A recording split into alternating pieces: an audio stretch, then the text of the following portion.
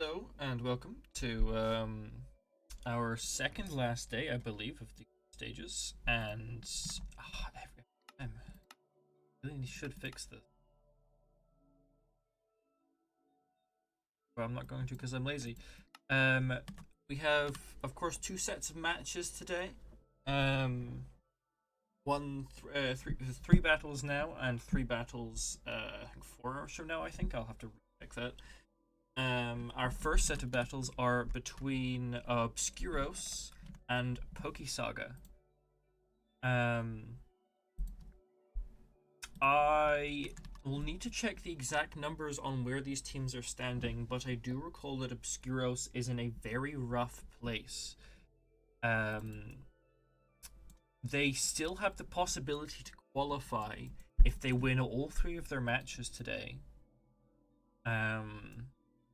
But they will need to work very hard. I'm unsure on how exactly PokeSaga is. I will check.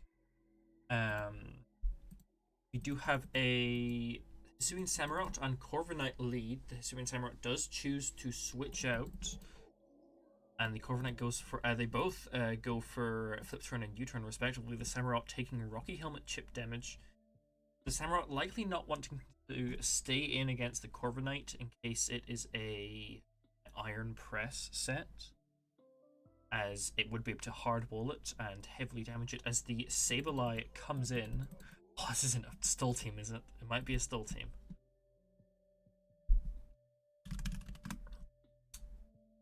Checking the match standings on monitor, so I'm having to tap out. I'm sorry for that with the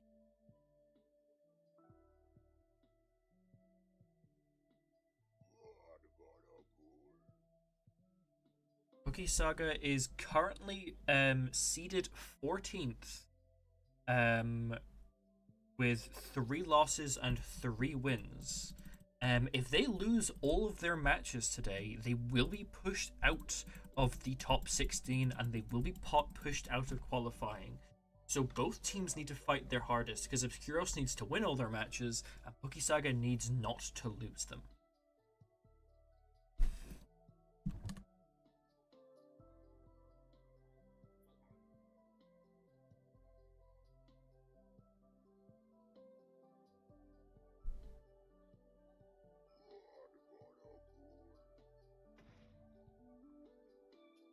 Sableye does Mega Evolve as the Salt Cure comes out. It will not be too much of a threat. This Sableye will be able to just recover through all of that.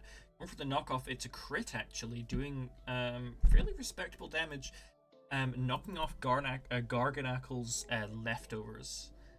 This Sableye will be able to stall through this Garganacle. And the Garganacle really, I was going to say, doesn't want to get burned. It can't be burned, it's a Garganacle.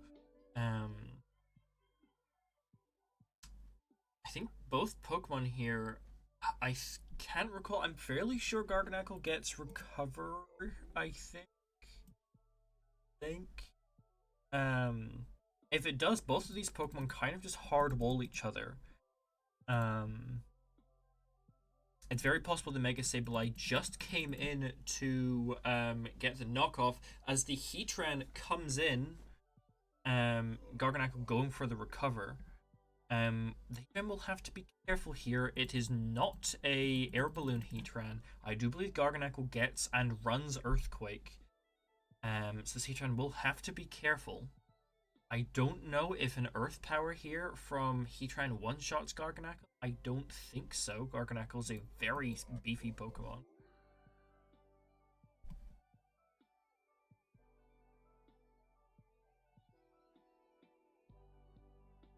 I'm just quickly closing down some things in the background, so the stream does run a little bit better.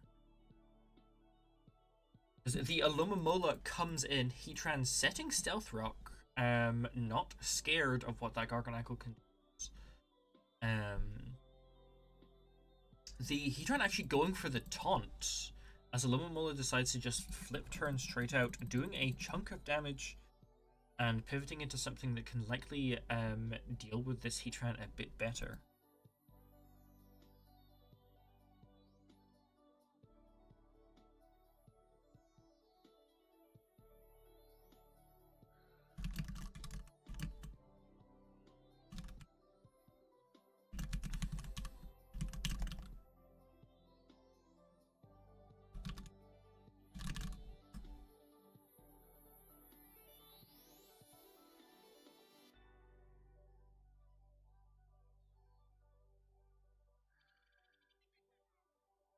As the Samurott does come back in, as Heatran will need to switch out if it wants to stay alive. And the Samurott does get a pretty free Ceaseless Edge here.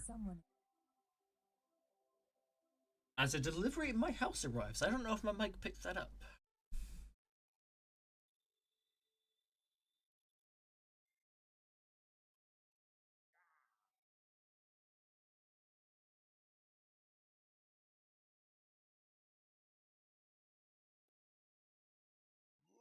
As the Samurott actually goes for the flip turn here, as the Corviknight comes back in, that Samurott taking more Rocky Helmet damage, slowly stacking up over time. As the Garganacl comes back in, both of these Pokemon will have to be careful. Corviknight can deal with Garganacl depending on what set it's running. If it's running the Iron Press Roost set, it can just roost through all the damage that the Garganacl wants to do and set up on it. However, it doesn't look like it's going for that, as the Sableye does come back in. Salt Cure for its trouble.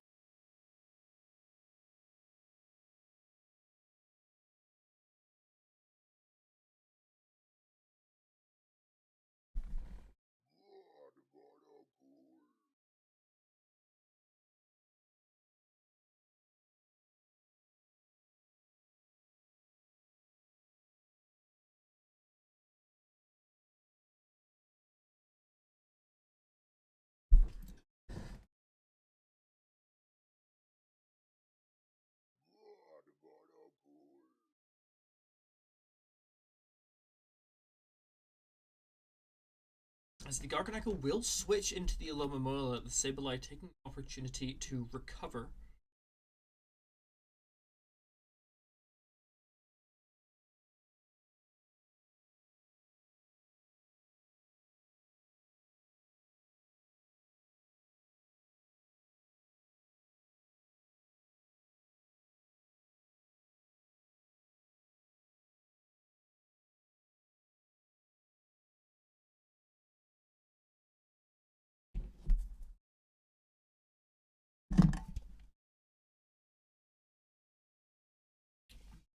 As the Blissey comes in, taking minimal damage from the flip turn.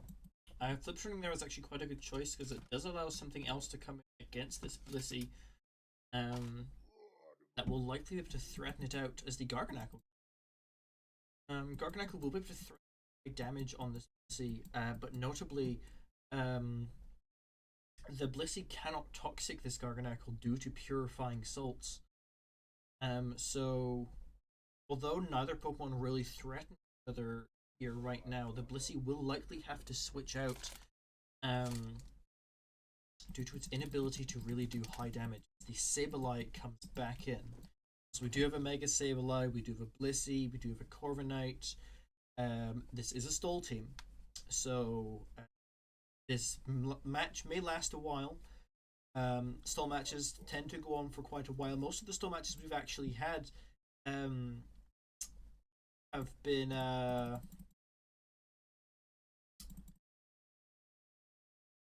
most of the stall matches we've had have been usually around 40 minutes to an hour long. So just in case anyone viewing at home is unaware of that, you know, just prepare yourself mentally for that. As the Sableye goes for the Calm Mind, the Garganacl going for the Iron Defense.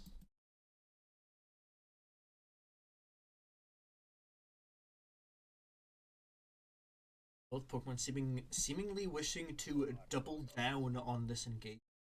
So, by the way, I haven't mentioned it. I'm fairly sure the fighters are just Michelangelo or Obscuro, and I think Funko K from PokeSaga.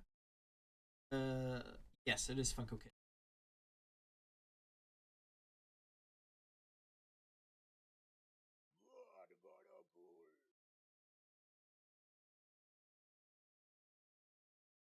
As the Sableye goes for the recover, as it does get hit by another Salt Cure, but it really doesn't do that much.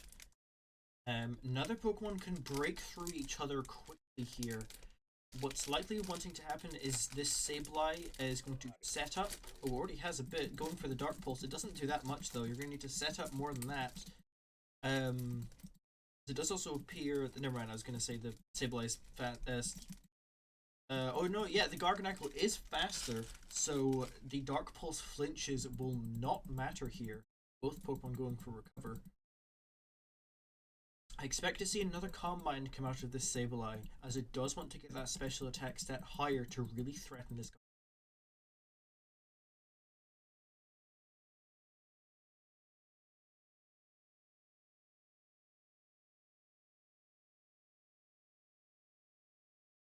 Garganacl will switch out, bringing in the Tapu Lele, will threaten the Sableye.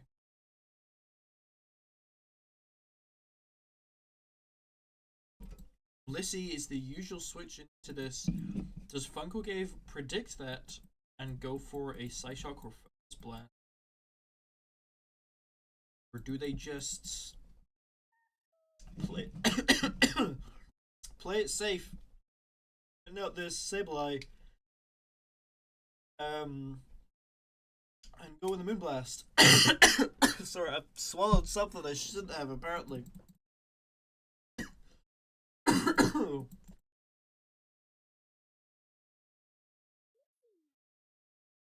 The Blissey will come in, and the Tapu Lele does decide to just play it safe in case the Sableye decides to stay in and go with the Moonblast.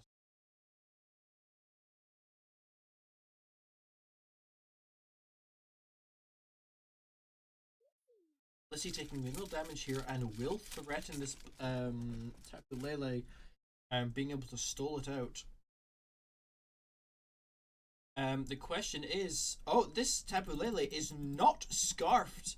Like most R's, it goes for the Psyshock, and it is a crit, and it will take down the Blissey. That would not have killed the Blissey otherwise. That is a very, very, very lucky crit, and that is going to potentially be very dire for just Michelangelo.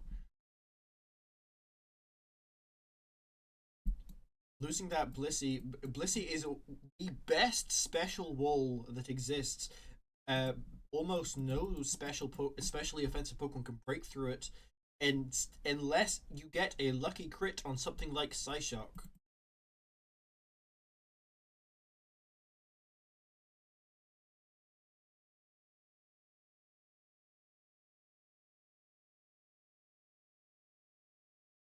Extremely unfortunate, as Michelangelo's own Garganacl comes onto the field.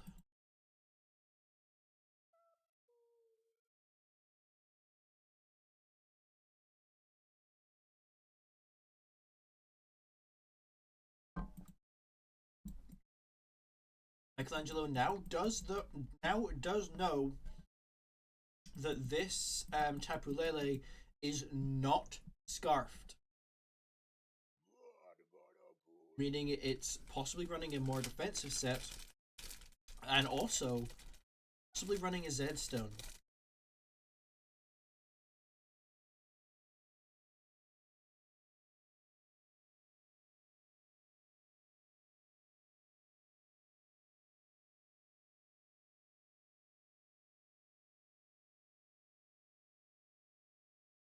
Tapu Lele going for the future sight. Garganacl goes for the Salt Cure. Starts to chip away at this Tapu Lele.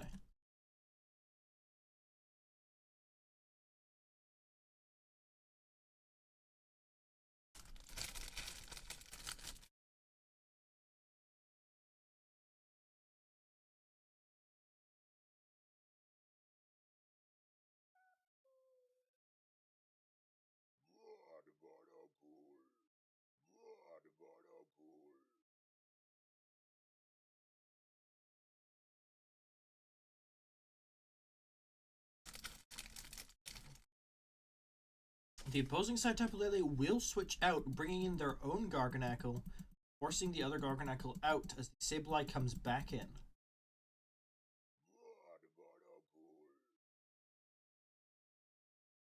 Sight will come down, but due to Mega Sableye's dark typing, it will do no damage at all.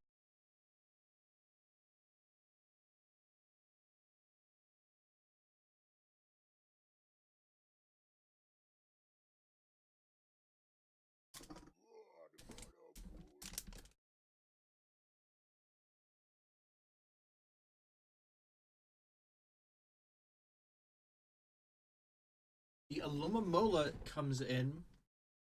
The usual switch in into the Sableye. The Sableye goes for the Calm Mind. There honestly isn't much this Alumamola can really do against the Sableye aside from turn, as any status move it decides to use will be deflected back through Magic Bounce. Alumamola going for Wish. Either going to heal itself or healing something else in on a switch. As Sableye goes for the Dark Pulse, and it does do a considerable amount of damage.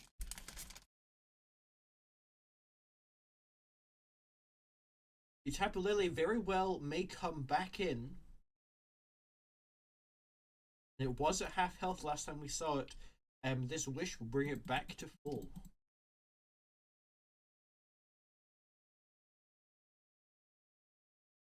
Someone else is at the front door. I don't know.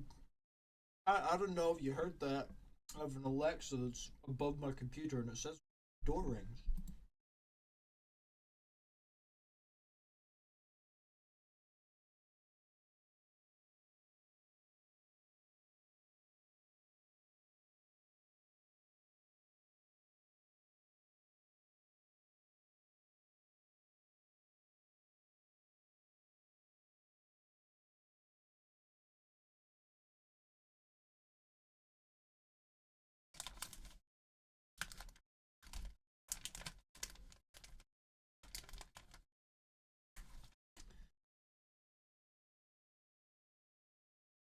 One side is thinking very carefully here. It could be Funko Cave thinking they want to stay in. We'll go for the flip turn. It is a crit, but it doesn't matter too much. Sableye is a stupidly bulky Pokemon. As Scizor comes in, taking a Dark Pulse and some Stealth Rock damage, which does take it just above half, but the Wish will restore it back to full.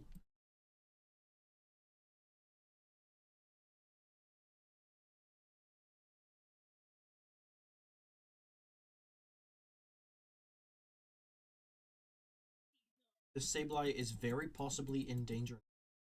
It has already revealed it does not have Will-O-Wisp. It has Dark Pulse, it has Calm Mind, it has Knockoff, and it has Recover. So the Scizor going for the Swords Dance.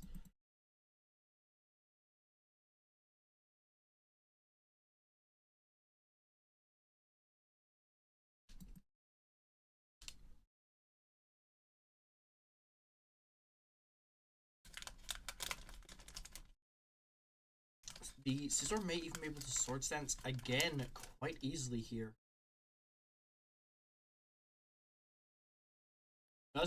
Dondozo does come in as the Scizor goes for the Bullet Punch, does not decide to Swords Dance a second time, even though they very well could have.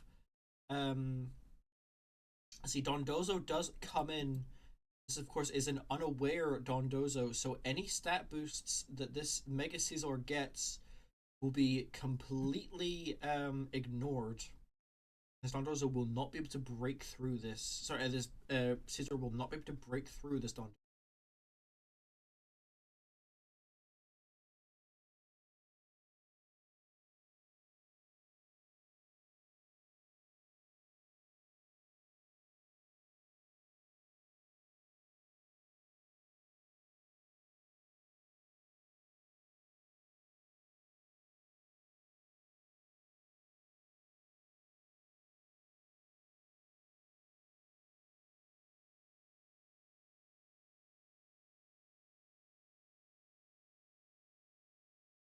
Dondozo goes for liquidation.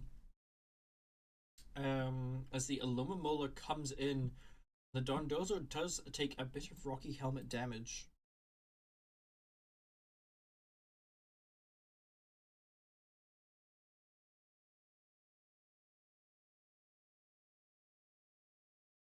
Neither Pokemon can really threaten that much here.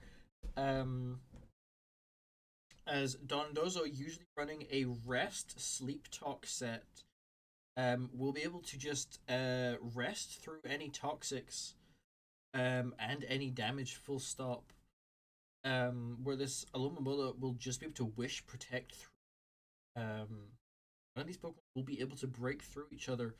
And unless one side decides to switch out, we're going to be here for a long time. The Dondozo going for Curse.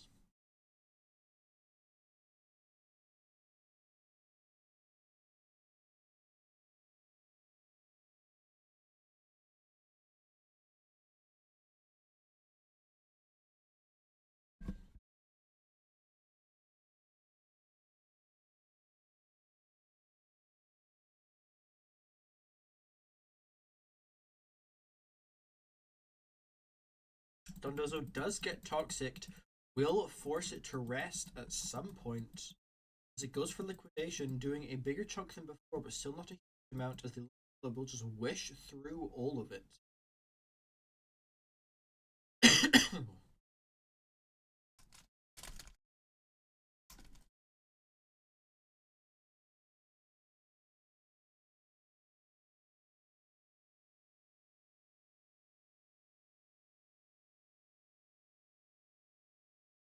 Lomamola going for Wish again as the rest talk cycle begins on Dondozo's side.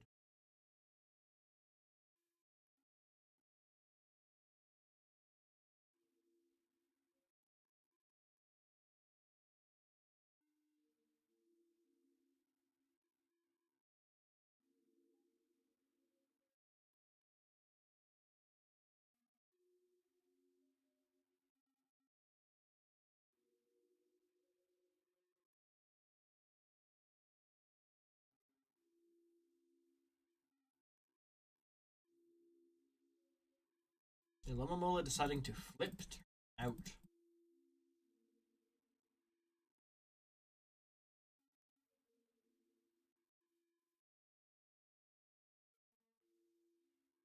As Galarian Slowking comes in and takes a fairly sizable chunk from liquidation, but does just get recovered back to full through the Wish used earlier by Lomamola.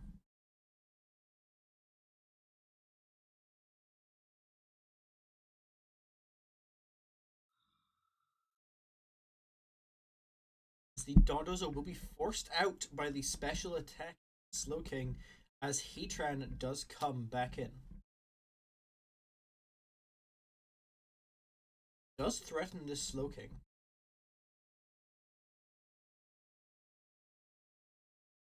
Slowking will switch out, bringing the Alomomola in as Heatran goes for Magma Storm, trapping the Alomomola.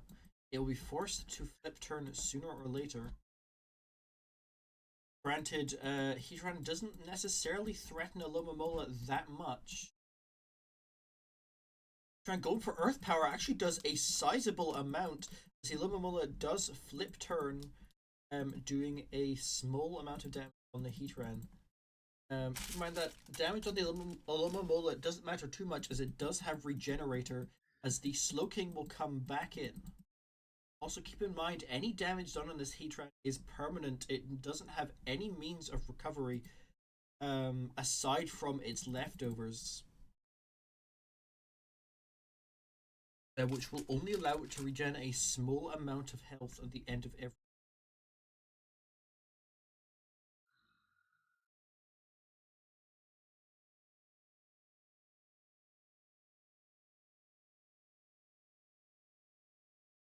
So Heatran goes for Taunt, preventing Slowking from using Chilly Reception.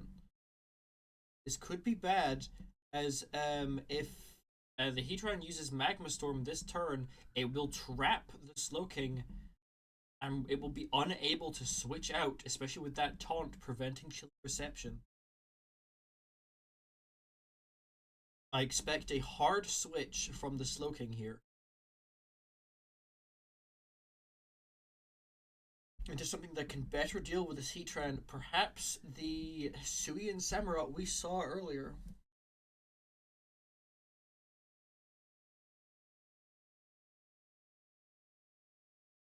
Perhaps if the Tapu Lele is running Zed-Stone, we may well see that come. Zed Focus Blast if it's running it. All we know about the Tapu Lele is that it's not running Choice.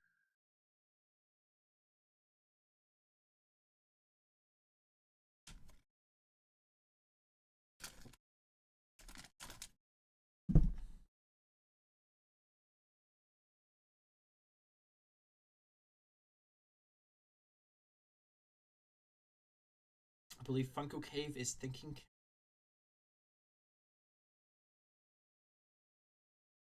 If they don't hard switch now and a Magma Storm from a Heatran hits, the Slowking is dead, as it will be unable to escape an Earth Power as they stay in, and the Heatran does successfully get this Magma Storm up. This Slowking will die now. It will be unable to Chilly Reception out, and an Earth Power here, I believe, will kill the Slowking. Well, not, it will just not kill the Slowking. As the Magma Storm chip damage comes in, the Heatran will just be able to taunt it again, prevent it from Chilly Receptioning out, and the Slowking will still be trapped. There's nothing the Slowking can do if this Heatran uses taunt this turn.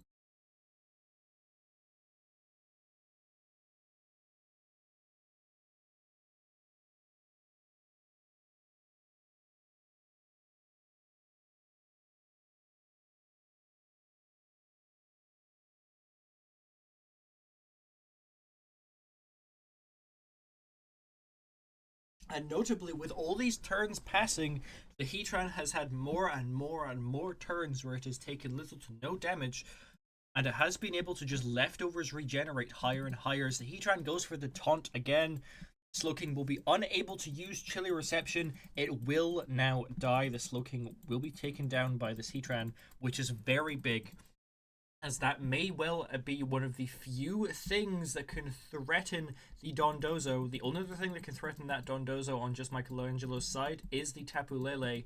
If that gets taken out, Funko Cave will be able to be stalled out by the Dondozo. The Hisuian Samurott does come back in, taking an amount of Stealth Rock damage as well.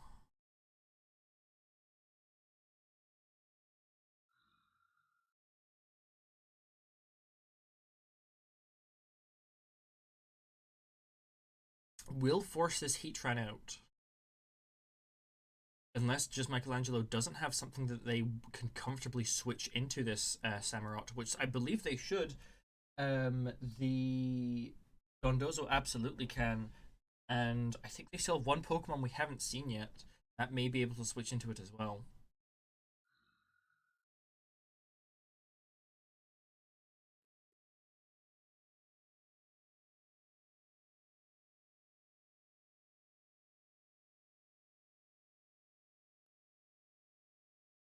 See, Dondozo does come in as Samurott gets the first Ceaseless Edge off, and the first layer of spikes is set.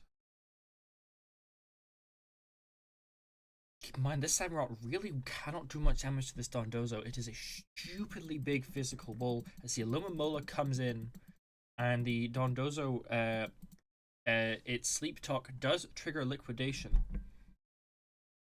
Does a small chunk to Alumamola, and also does take a bit of Rocky Helmet damage.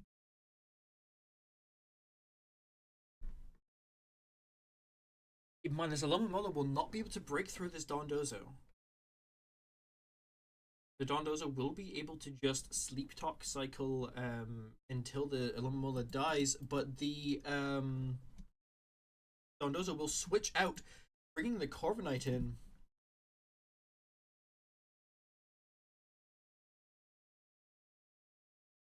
Depending on what this Corviknight is running, it could very well actually threaten the Tapu Lele as well.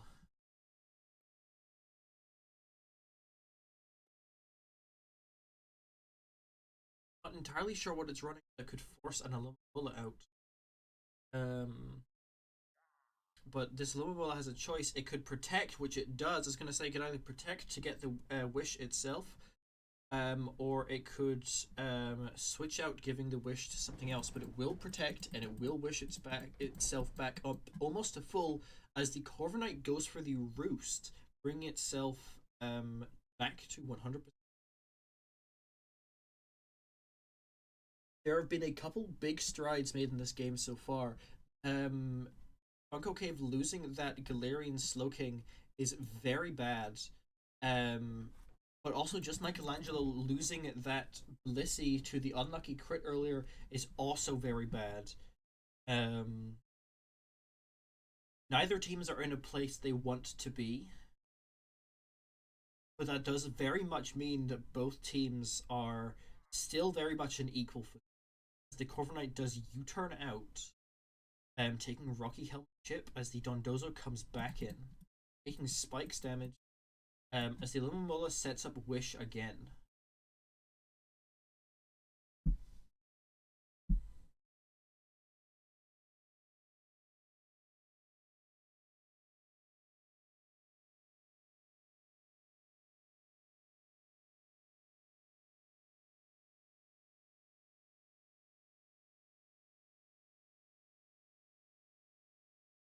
The Alumamola goes for the flip turn. It's a crit, but it doesn't matter too much. What comes in its stead? Perhaps a Tapu Lele, one of the maybe still break through this Dondozo.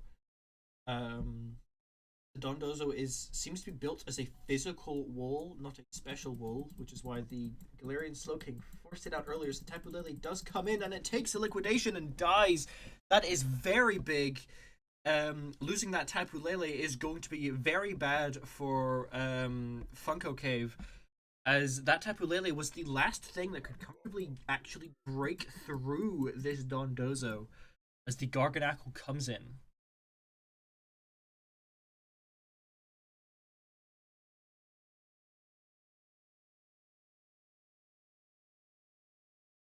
Garganackle will not be able to do much damage to Dondozo, but will be able to slowly chip it down turn by turn with Salt Cure, but also risks taking huge damage from a liquidation. I don't think one liquidation will kill it, but if this Dondozo does go for a curse, I believe the liquidation then would be enough to.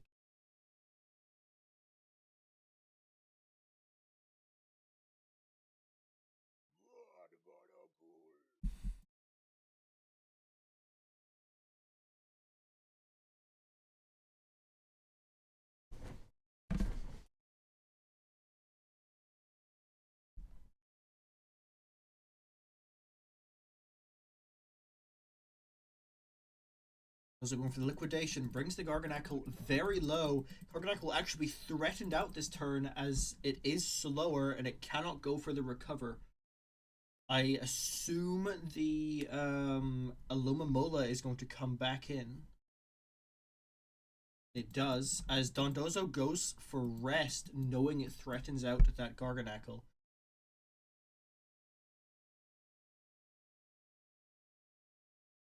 Salt Cure will be doing 25% each turn, which does potentially threaten this Dondozo.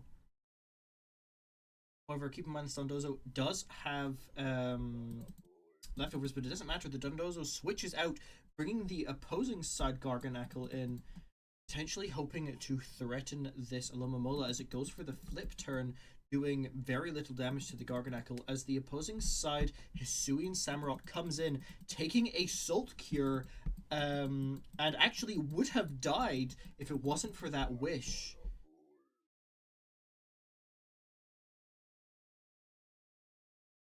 As the Corviknight does come in, Samurott taking Rocky Helmet chip damage as the Alumamola comes back in on the opposing side. We have a pivot battle here, each side looking for a crack in the other side's walls. Very likely the first elimination we see going from here on will likely set the tone for the rest of the game. As Corviknight goes for the U-turn. Chip damage. The Dondozo does come back in. No longer threatened by Assault Cure. However, the Alumamola does wish pivot out into the Garganackle, allowing it to come in with full health as the Mega Sableye comes back in.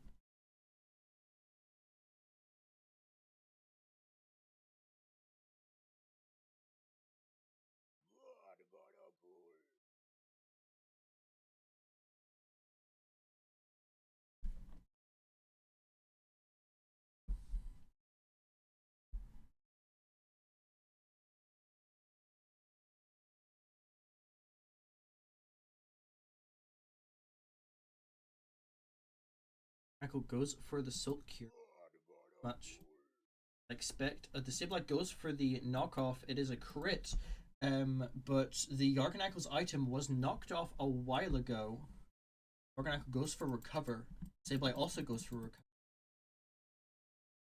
Perhaps the Sableye expecting a swap.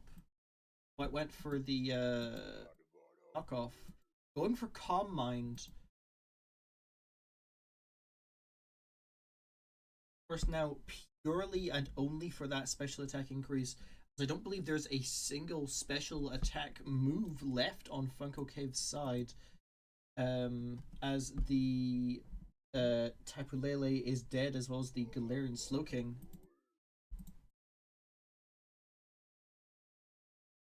If like going for a second Salt Cure.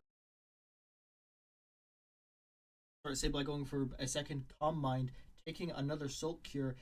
Mind, it can just recover through all of these Salt Cures.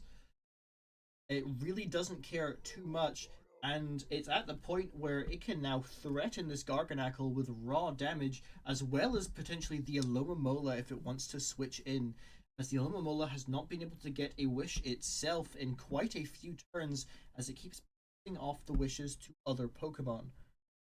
So the Alomomola may not want to switch in, as the Garganackle goes for the Iron Defense. It won't matter too much. Perhaps just trying to burn through the turns of Salt Cure on this Sableye. I don't know if I can't remember what PP Salt Cure has, but it very well may be out of PP depending on how much. Oh, never mind. It has a billion PP.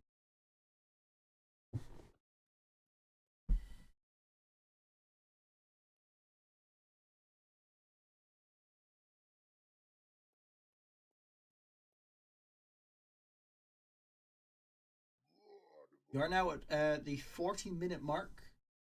Garganackle going for Iron Defense again. It really doesn't matter too much, as Dark Pulse is a special move.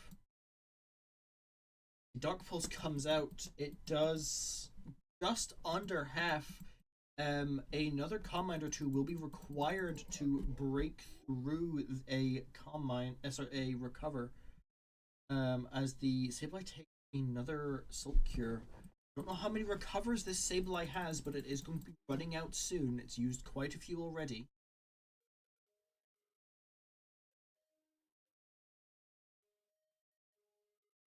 Probably used maybe 5, if I had to guess.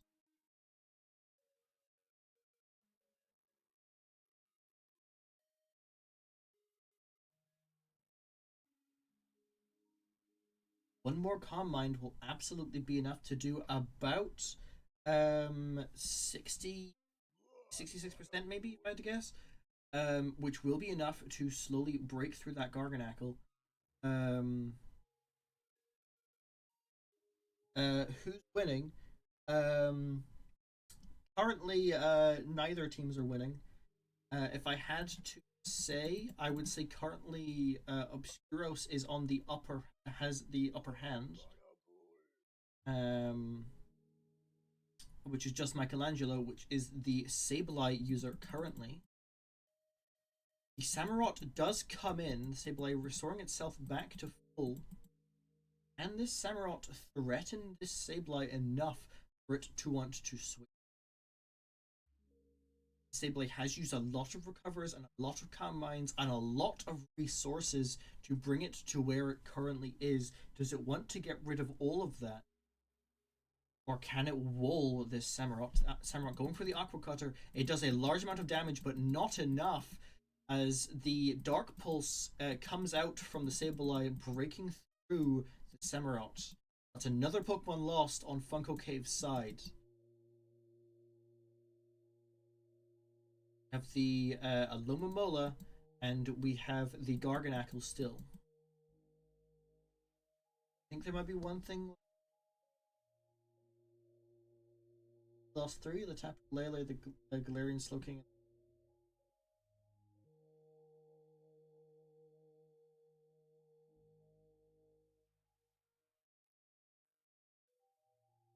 Funko Cave thinking carefully here. The Alomomola will probably die if it stands in front of the Sableye. And the Garganacl is really struggling to break through it as the Caesar comes out. Caesar will be able to kill the Sableye here with a bullet punch. Due to how low the Sableye is, it will not be able to recover through it. It will be forced out, which will potentially give this Caesar a turn to easily set up.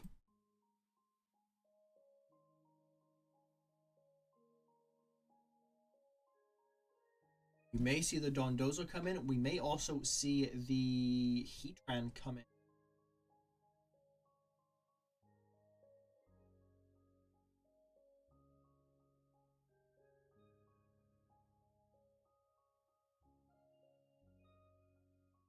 The last Pokemon on Funko Cave's side is Mega Caesar, Alomomola, and Garganacl. The last remaining Pokemon on just Michelangelo is actually everything aside from the Blissey. The only thing they've lost is the Blissey. They have the Corviknight, the Mega Sableye, the Dondozo,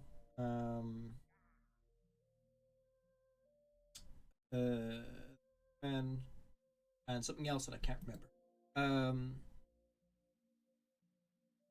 As the Corviknight does come back in, not threatened at all by the Caesar, as the Caesar actually, I think it just took more Rocky Helmet damage than it did to the Corviknight in a bullet punch.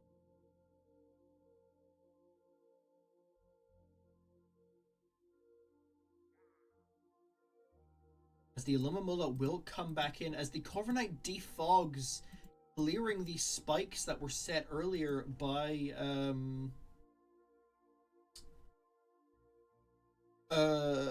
the Hisuian Samurott,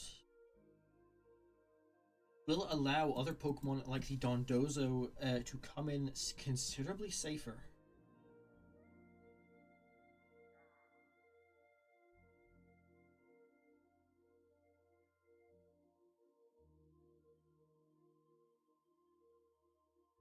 Corviknight goes for the U-turn. An amount of Rocky Helmet damage, actually bring it down to about 56%.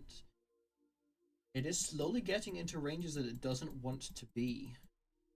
Presumably it's running Roost, but it's hard to tell.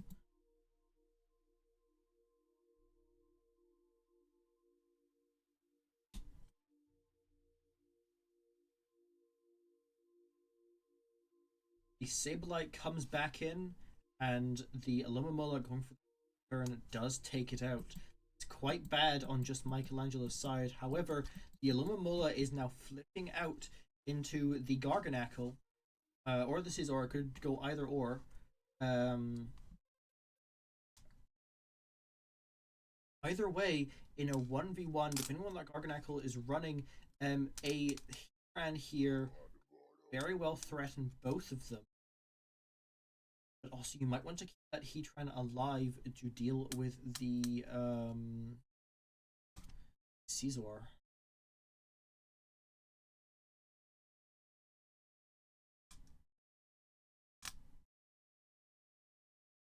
We're 45 minutes in. Thanks for everyone who's stuck around this long.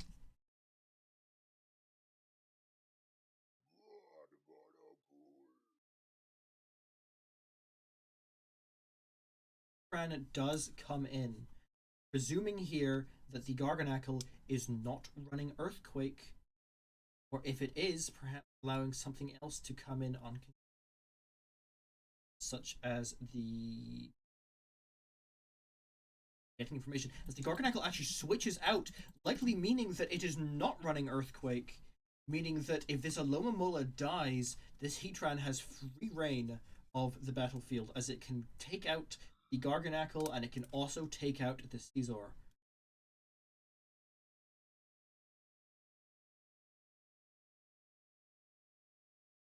Both teams do need to be careful, as it can still very much go either way, but as of this moment, it does seem to be an upper hand for Obscuros.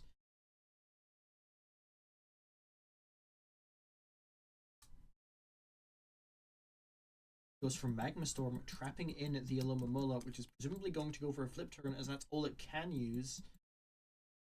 It is a crit. That's like the third flip turn crit I've seen today.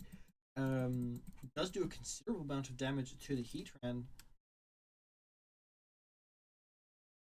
Actually, potentially bringing it in range where a knockoff from a Mega Caesar could kill it, as the Garganacl does come back in.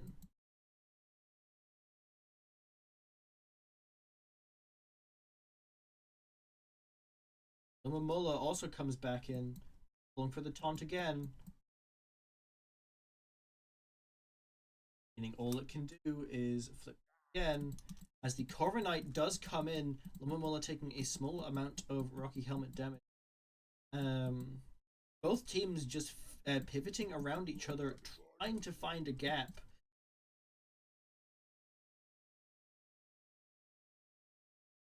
As Corviknight goes for Roost. Garganacl goes for Iron Defense.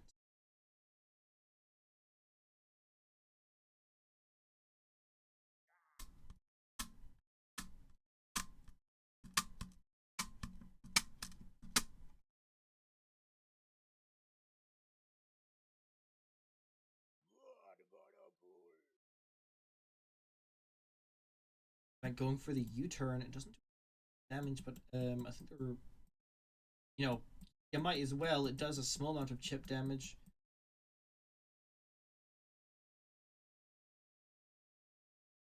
As the Dondozo comes in, taking Salt Cure. Potentially very bad, as Dondozo is able to wall most of Funko Cave's team. Garganacl really seems to be the main thing walling just Michelangelo here. As although there are multiple things that they have to threaten it, they don't currently have the capabilities to actually take advantage of them. As, for example, the Heatran, every time they want to threaten this Garganacl, they just swap to the Mola. And although this Dondozo could be able to threaten this Garganacl, it needs a turn to be able to rest to do so. But it's asleep, and it was unable to, as the Corviknight comes in, taking the body press from Garganacl, really caring that much. In fact, Garganacl actually takes more damage from Rocky Helmet than the Corviknight takes, unless it's a blind-sided damage bug display thing.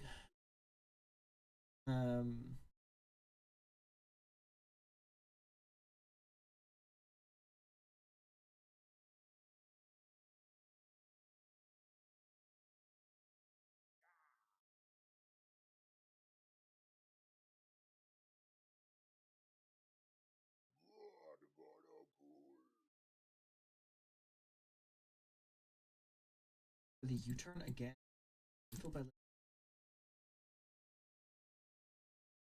In the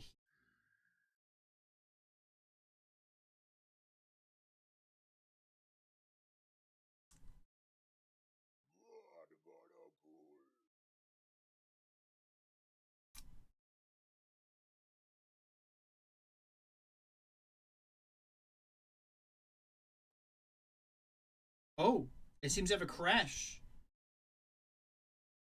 Funko Cave unfortunately does crash.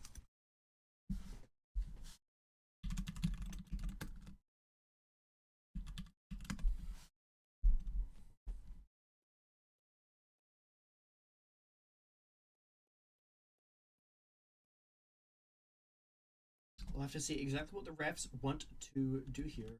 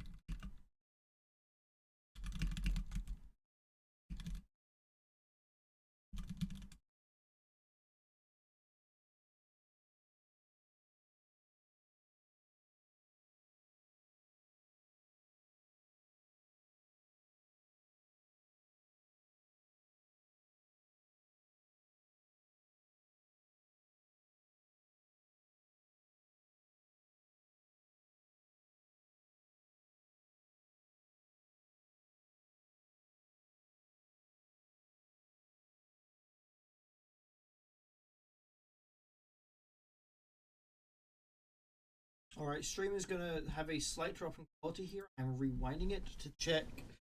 Um,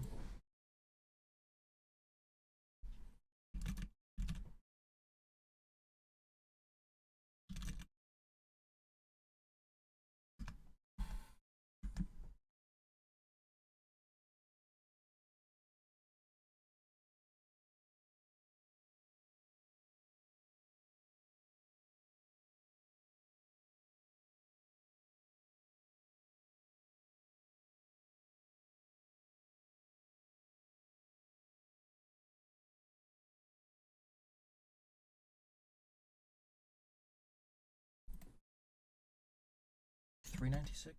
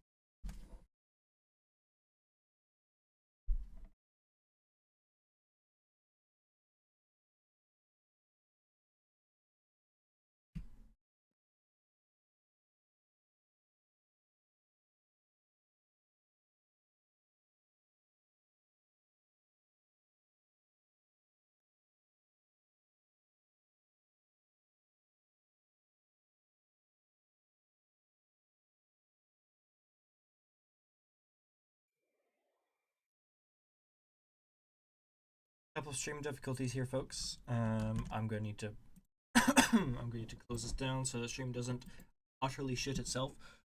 Couple issues here. We did have a crash. We're just working things out now. We are going to continue the match. We're not having a restart. We're just continuing the match as accurately as we can.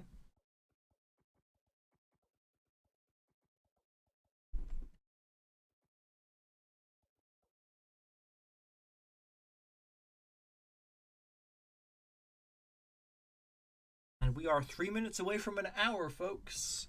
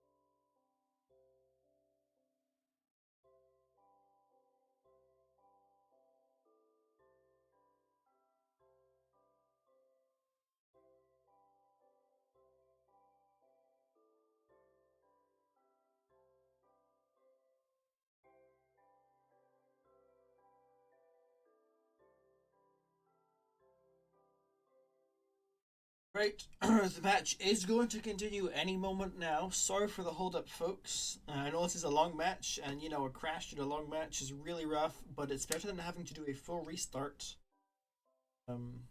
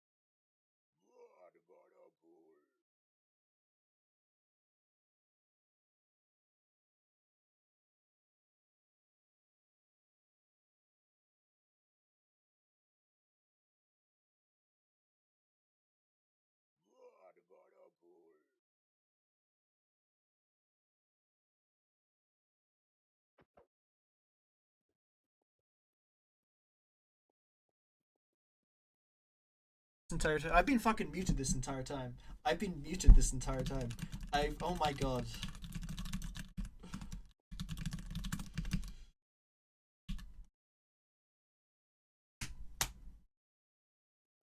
Well,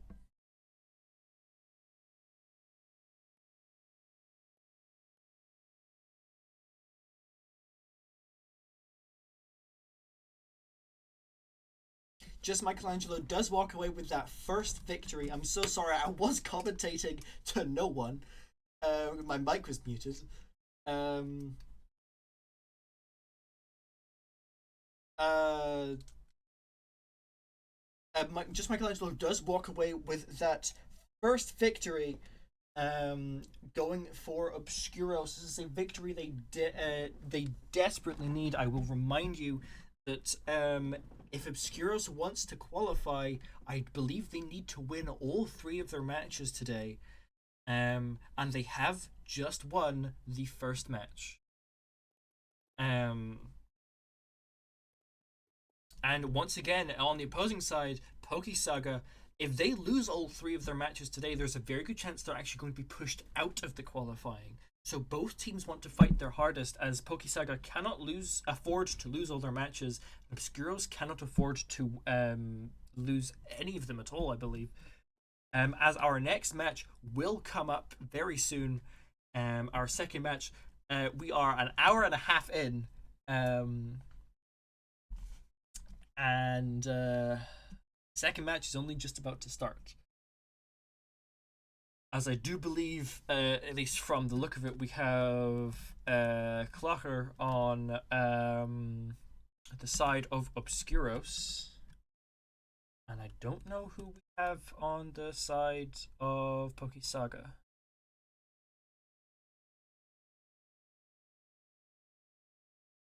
Also, I'm gonna roll. I'm gonna see what that would have been if that while I wait. If this is a 3, then that Dondoza would have failed its it is a 3. It was a 3. Goddamn.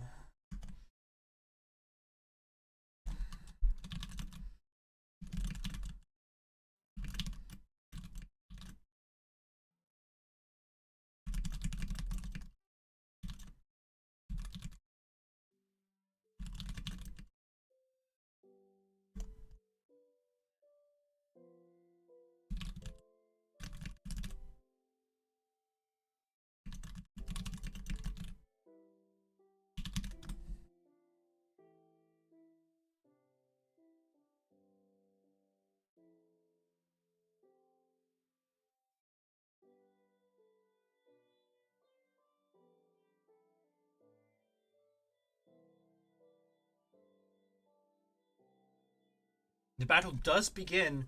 We have Clocker on one side and Bono on the other. They are one's in the arena. One is very much not in the arena.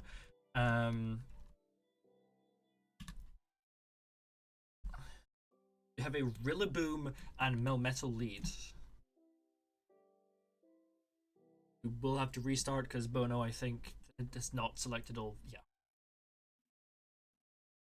All right. Well, brilliant start. It's good to have these issues fixed on turn 1, though.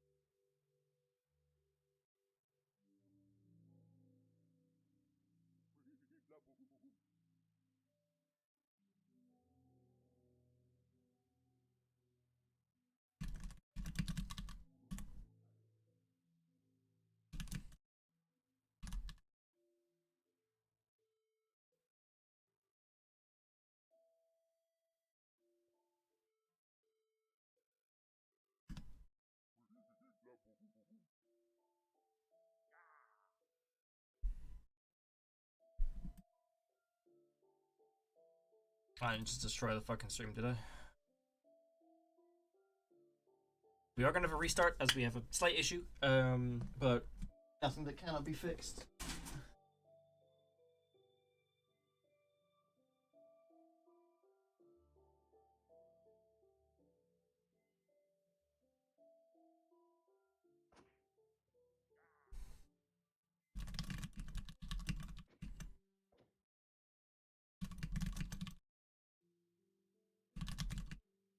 Ah, that's good now. That, yeah, that's fine. Match does re-begin. Same leads, of course.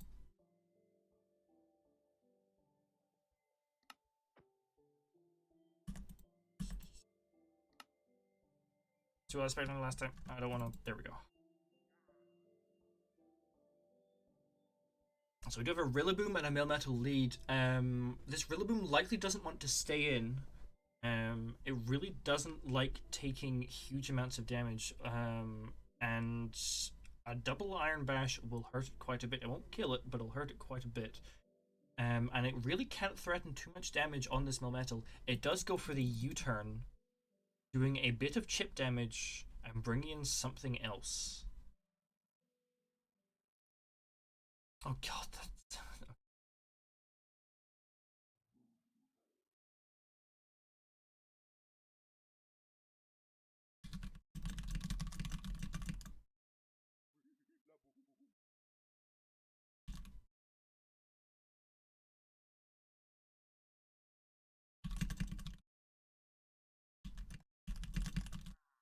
I'll be right back, folks. I'm thirsty and I need a drink. I'll be right back.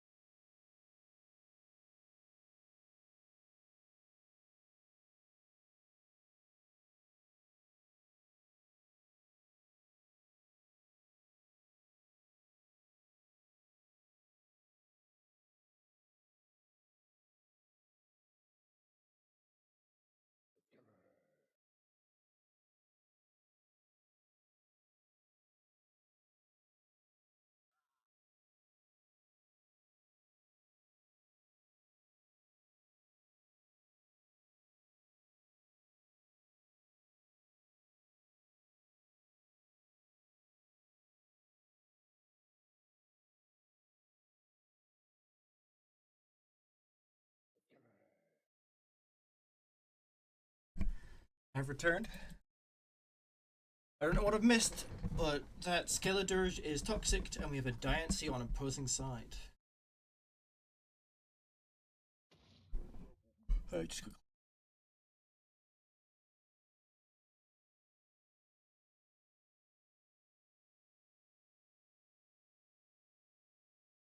I understand. Ooh. The Rillaboom does come in, taking a Diamond Storm. And also that will proc Diancie's defensive boosts. Meaning, normally Rillaboom would be able to easily threaten this Diancie with a Grassy Glide. However, it doesn't anymore. Diancie, of course, doesn't. It has a very low base HP and also low defenses, so it might be okay. Well, as in the Rillaboom might be able to break through it, but that is a +2 defensive increase. It very well may not be able to.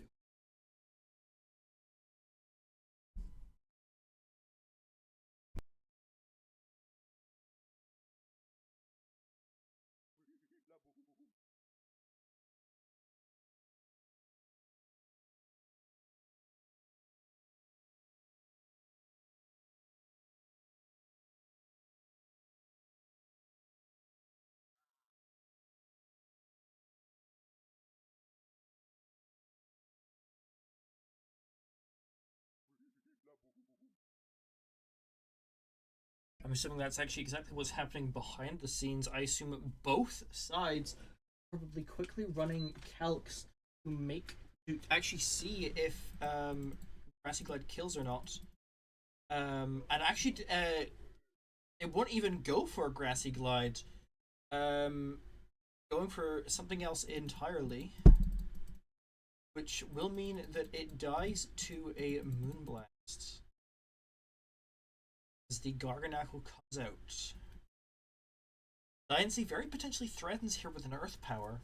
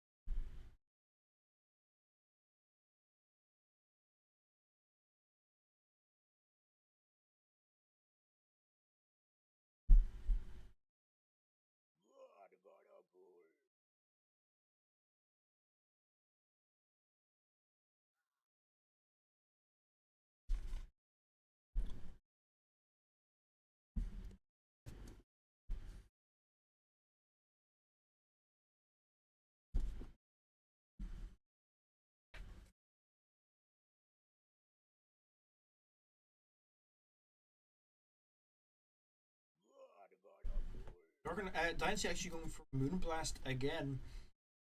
Presumably expecting a switch, I don't know. Doesn't have Earth Power. The Garganack uses Salt Cure. And they will now do continuous chip on this Diancie, which will actually be forced out. As the Garganackle goes for Protect.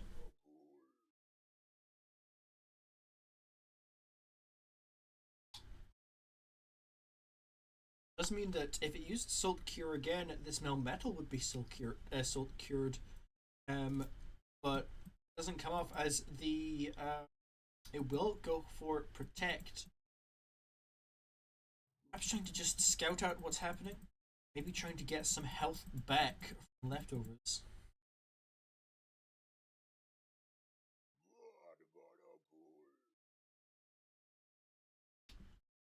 Don't expect that Garganackle to stay in this coming turn. I assume it's going to switch out.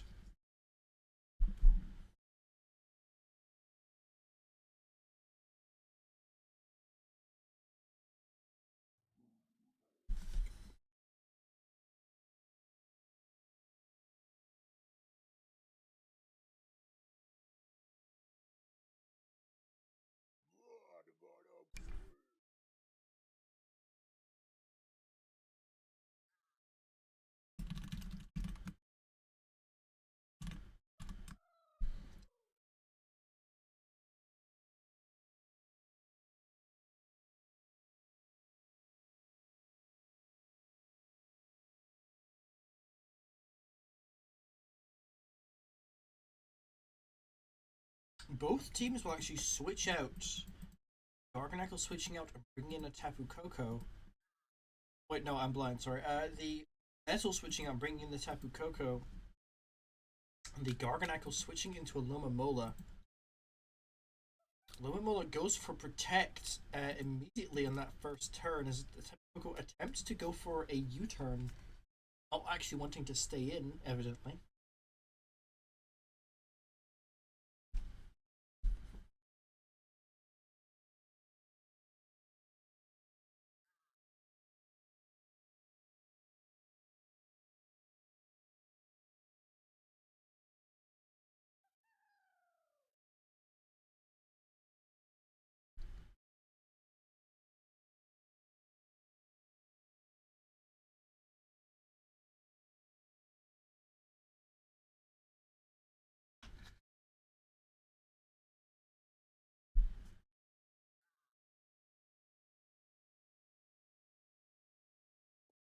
Let's see, Landorus will come in.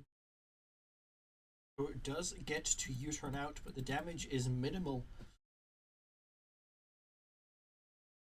As the Gliscor on the opposing side comes.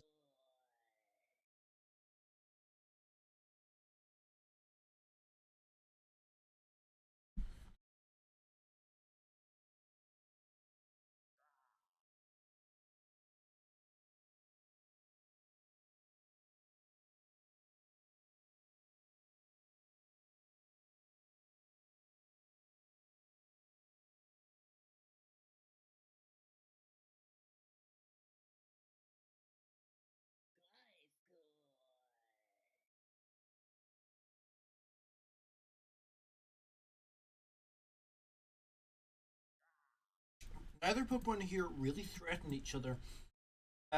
Assuming, depending on what this Landorus is running. Presumably, I expect hazards to be set up on both sides here.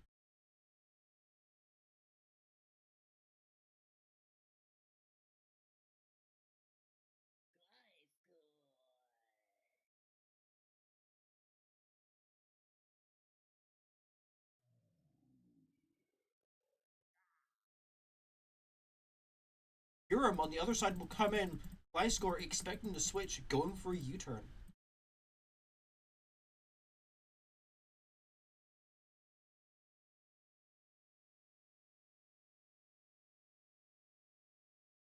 As the Diancie comes back on field.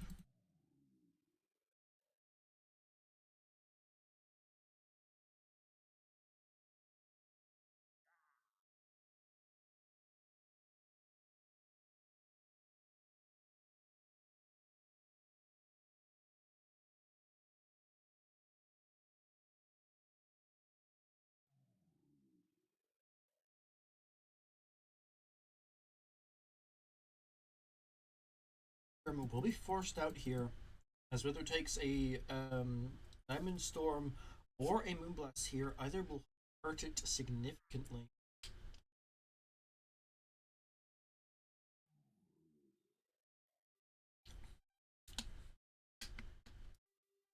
Swap out, bringing the Landorus in, which takes a Moonblast, actually taking quite a significant amount.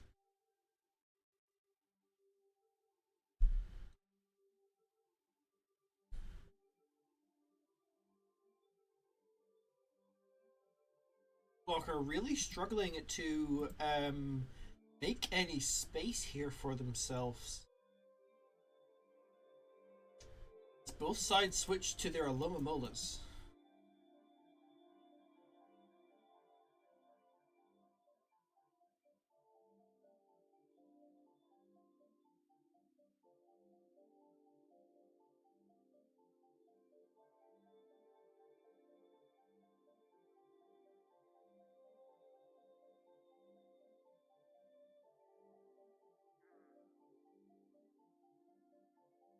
One Alomomola will toxic the other.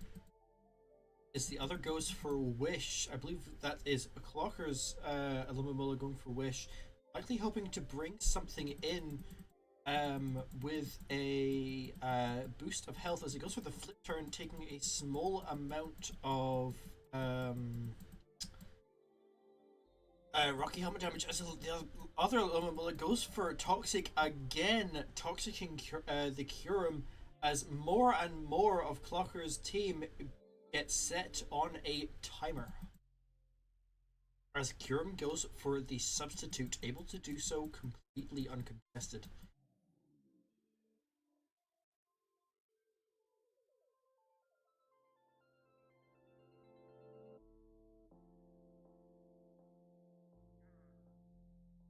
Lomomola will now be threatened by a free try, but they bring in the Slowking, which does take an Earth power for its troubles, and its special defense is dropped. It will be unable to take another Earth power without dying. It will actually need to hard swap this turn. It cannot go for a slow chilly reception, or it will die.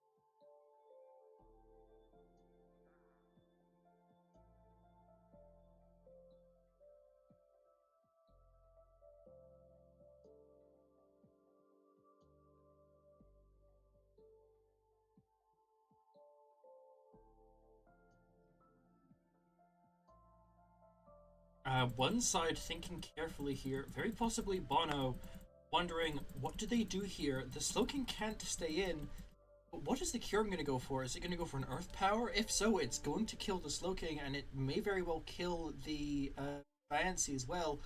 As they bring in the Tapu Koko, as the Kyurem actually goes for the Roost, expecting the switch out. Koko will be able to, depending on what it's running, will be able to pop that substitute, allowing the Diancie to come in and finish it off for later.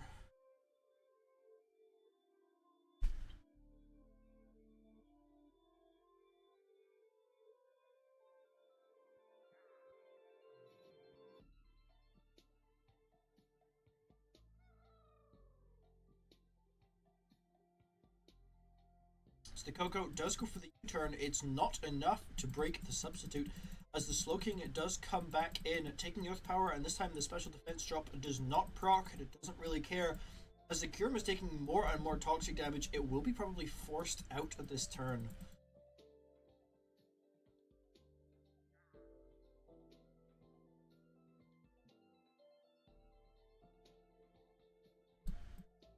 In comes the Skeledirge. As Slowking goes for the chilly reception, pivoting into something else.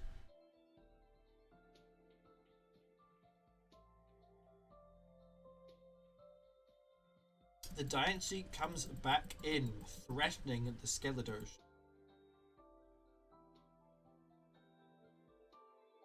The Alomomola comes in.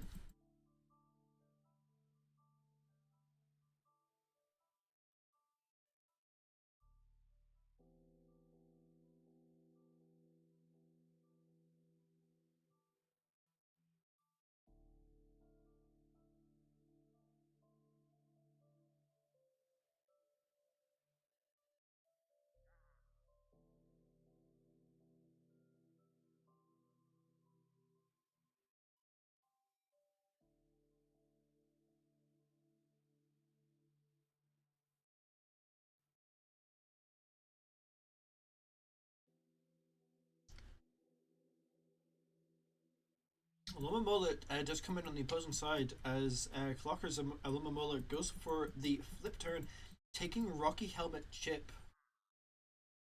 And with the poison damage and the rock, it is slowly starting to build up on this Alomomola. Granted, Regenerator does allow it to recuperate some health whenever it switch out. As the Kyurem comes back in, it will be able to roost here, but won't be able to do much.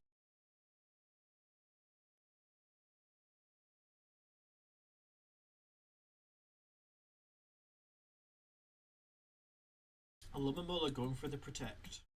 As Kyurem does use Roost, and actually it will be able to probably set up substitute here for free.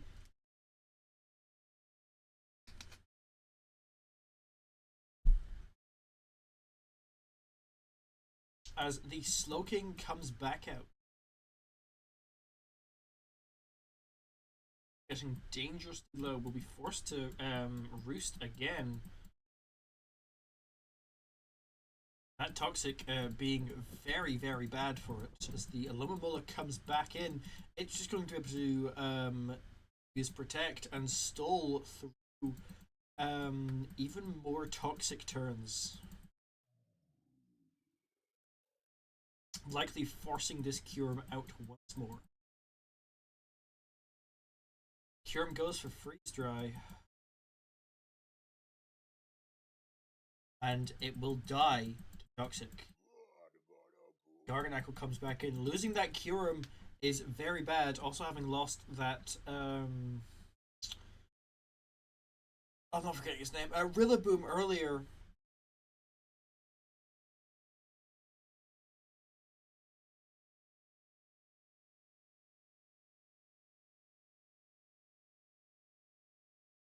Clocker is losing Pokemon one by one. Bono hasn't lost any.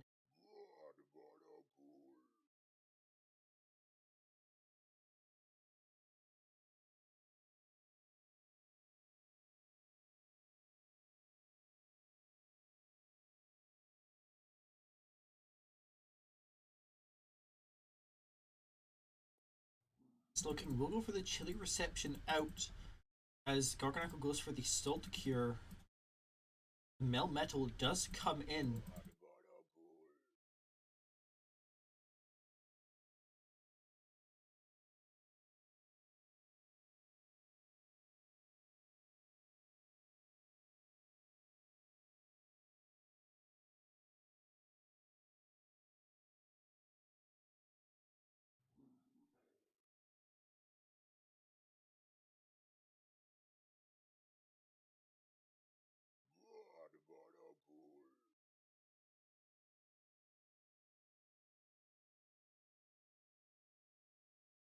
As Melmetal actually goes for Superpower, that will take out Garganacl. Clocker now down to 3 Pokemon remaining. It is looking very rough.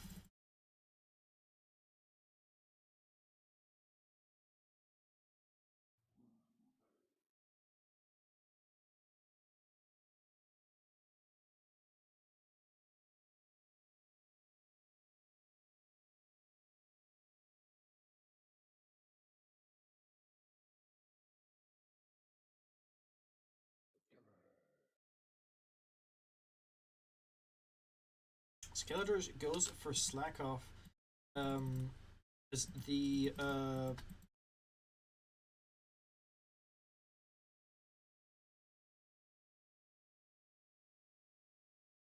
Skeletor's comes in. Takes flip turn. Okay. As the Koko will come in.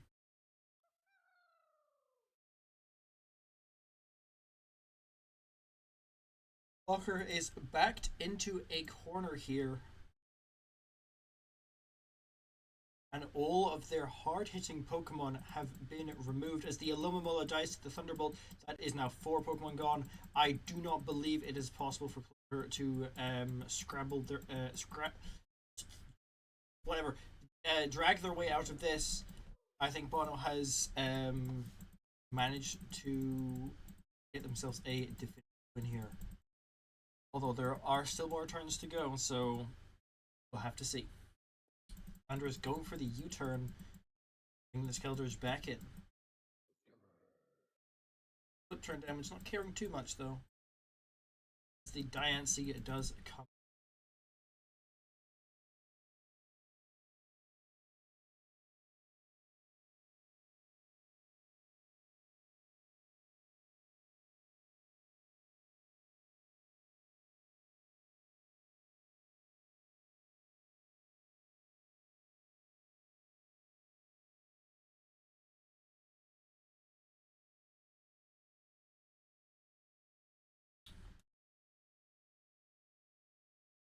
Skeletors will die as the Landorus comes in, and the Diancie will just Moonblast as it goes down. As Obscuros lose their second match, PokeSaga winning second match. now it's an overall 1-1. It is very, very. It is now at the state where Obscuros may not qualify.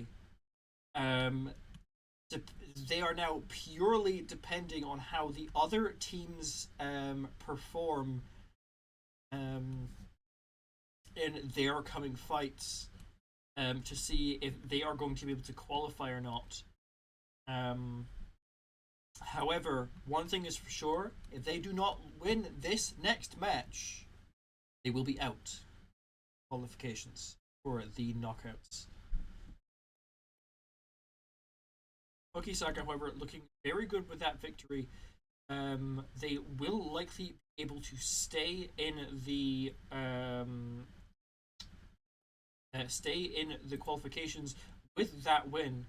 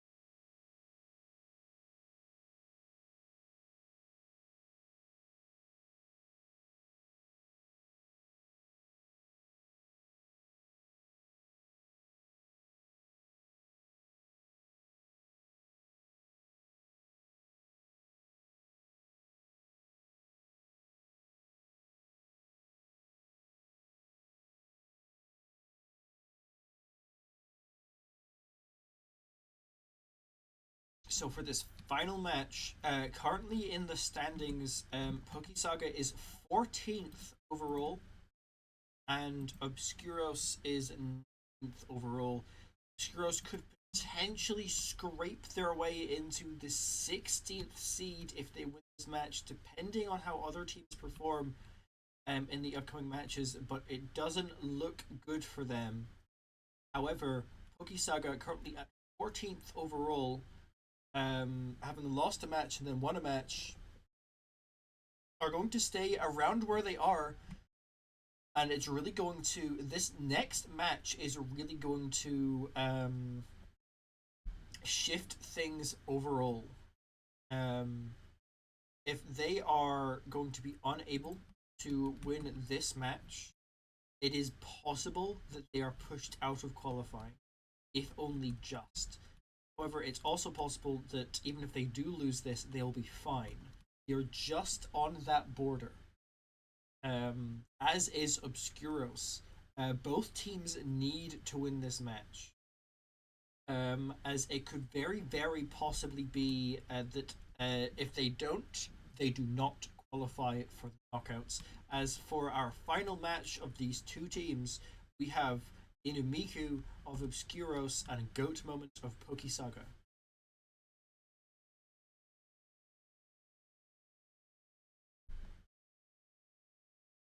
Also, we do have more matches coming up later. They will be in 2 hours from now. We will have the matches between Hollowed Fantasy and Hex MC, the 10th and 11th seed overall as of right now. Both teams looking to push their seed even higher, potentially at the top. They will both be eligible if they win. They could even take the second seed overall if they win all three of their matches.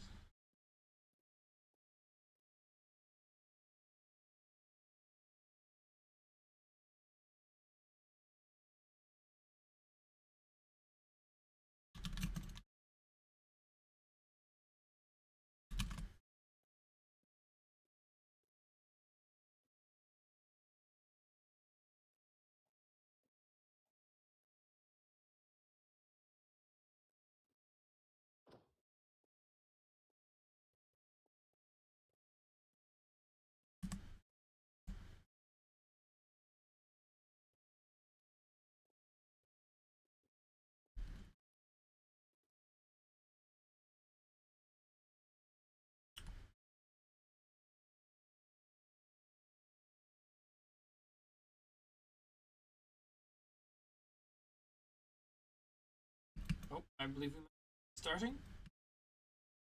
No.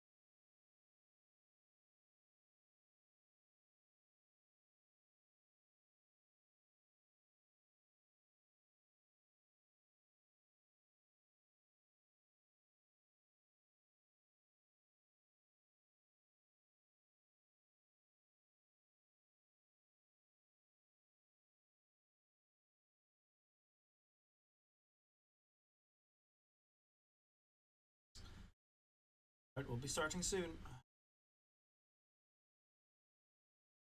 Players are ready.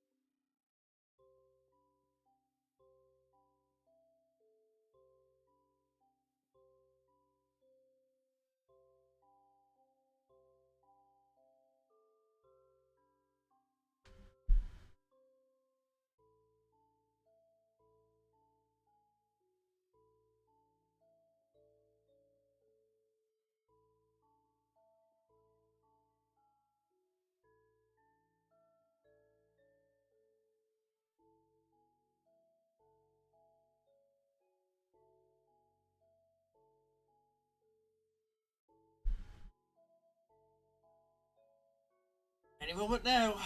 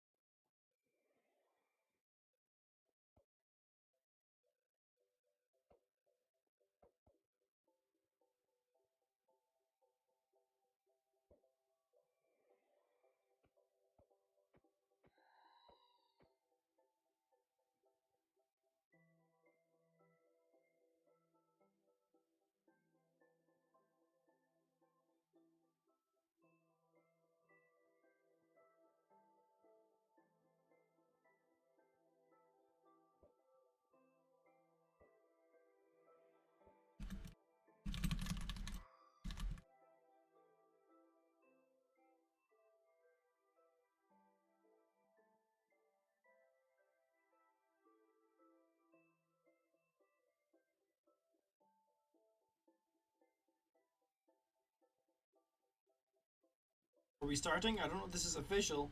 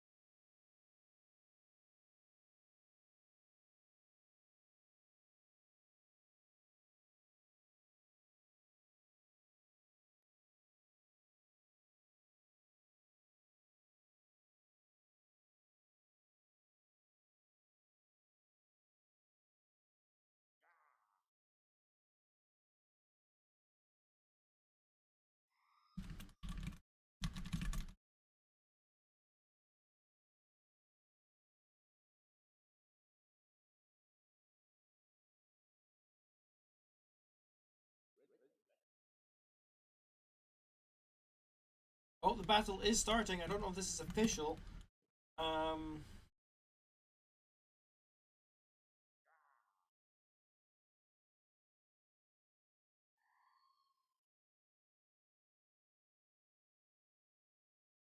I have no idea what's going on. If this is official, though, we do have a Diancie lead and a Regieleki lead.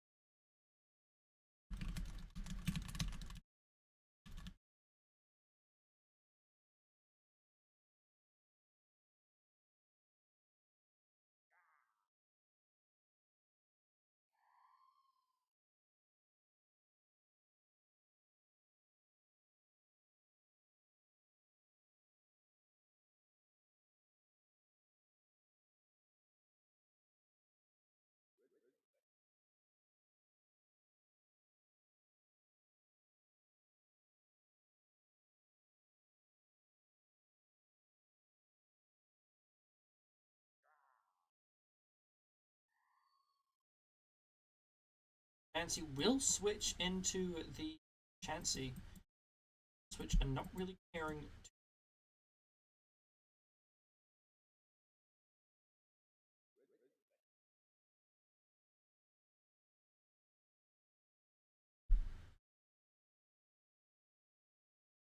That Volt Switch will allow this Regieleki to switch into something that is that can actually deal with this Chansey significantly better. As the Corviknight does come in.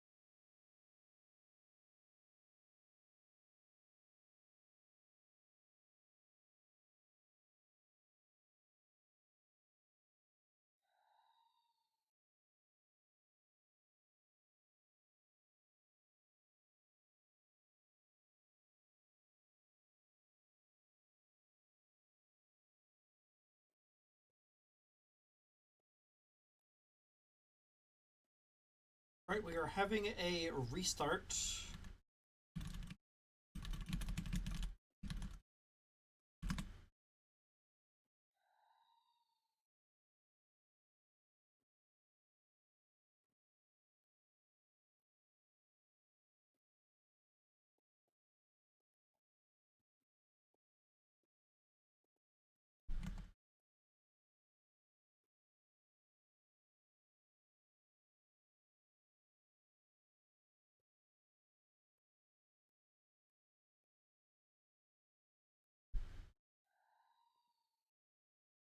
I did not mean to take a screenshot.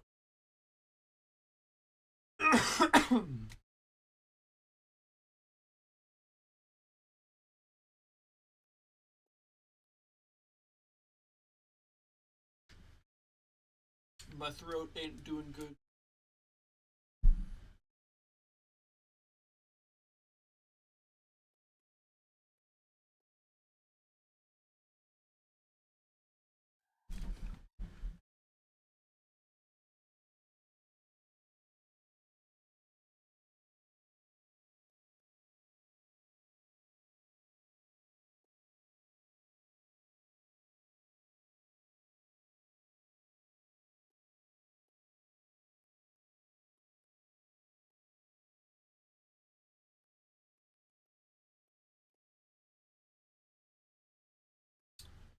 Sorry for the wait, folks. This has been a rough set of matches.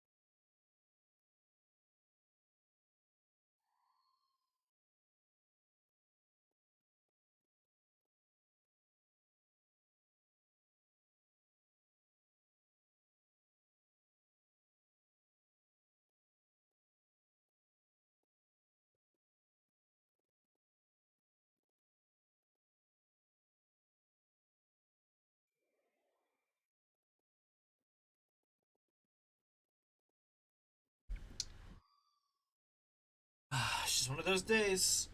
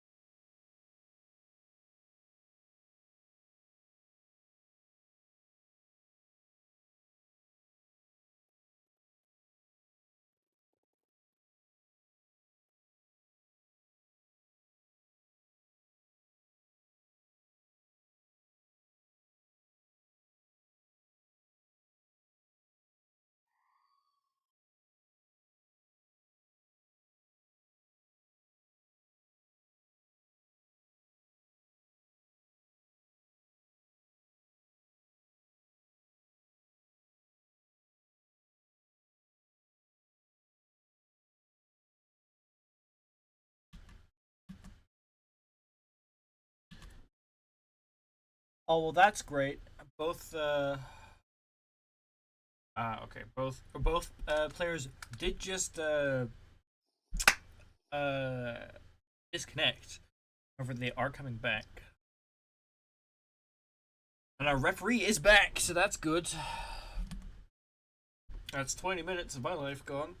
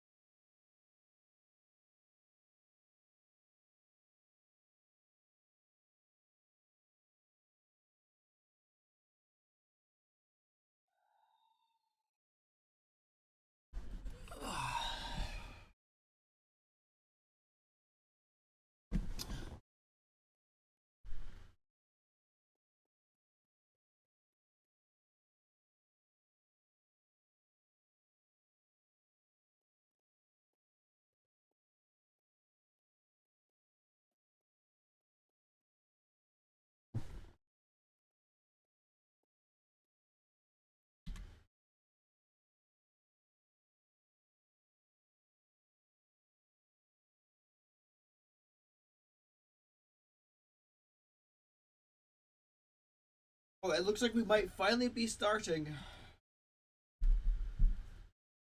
There we go.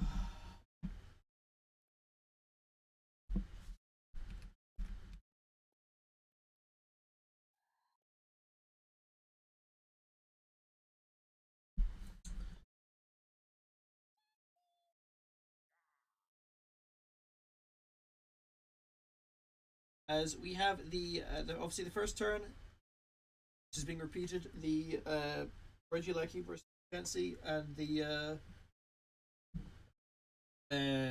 sorry, the Regieleki versus the Regieleki versus the Chansey. Regieleki pivoting out and Chansey no, oh, for fuck's sake. Regieleki, Diancie, Regieleki, Volt Switch, Diancie, Hard Switch. There we go.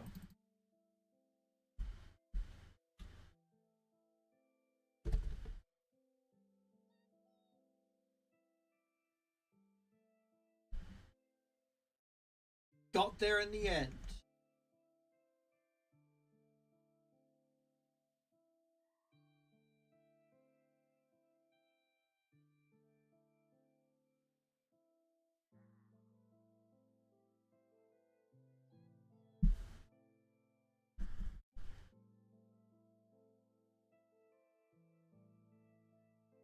Amarouge comes out, taking the taunt, not hearing.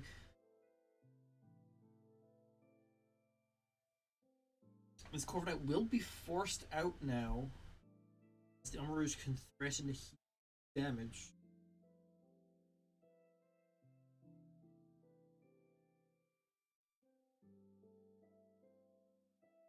It will be forced out, and the Tapu Lele will come. Oh, sorry, the Tapu Lele will come in, and the Amarouge will actually switch out into the. Oh no, I'm stupid. The Corviknight switches into Slowking. The Amarouge switches into Tapu Lele. I can't read.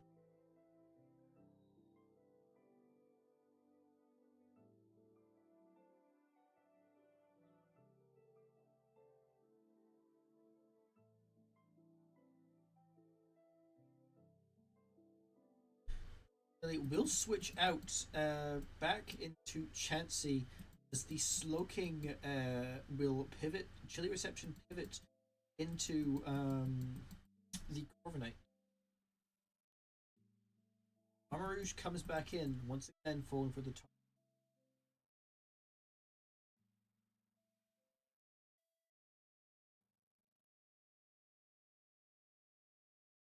As the Corviknight comes into the Slowking, the Amarouge uses Expanding Force and does actually Slowking quite a chunk.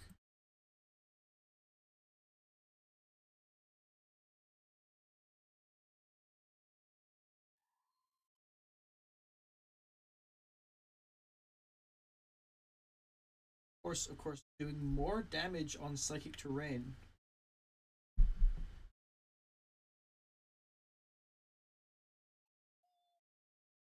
Chansey comes back out.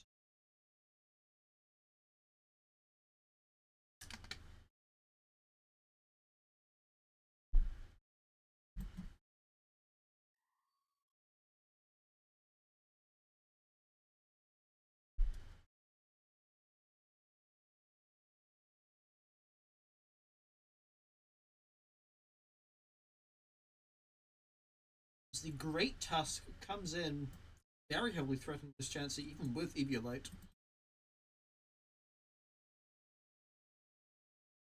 Very few things want to be hit by a close combat from a Great Tusk.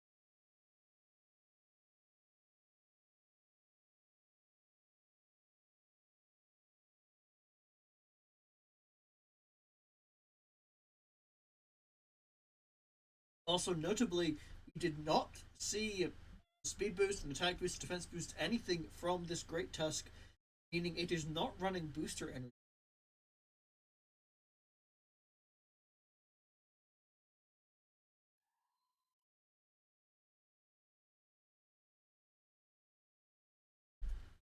As the Corviknight comes in, taking the Ice Spinner, and honestly not really caring too much.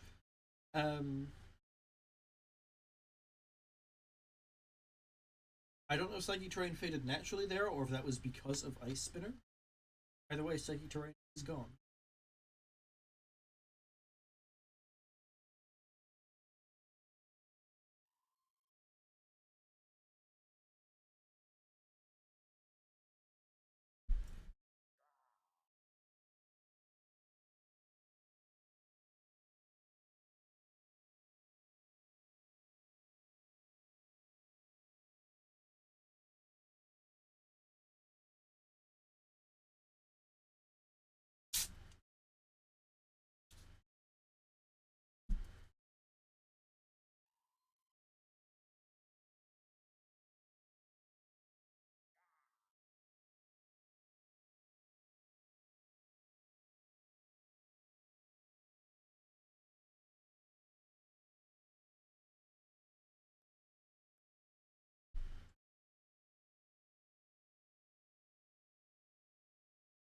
Great Tusk will switch out, bringing in the Slowking.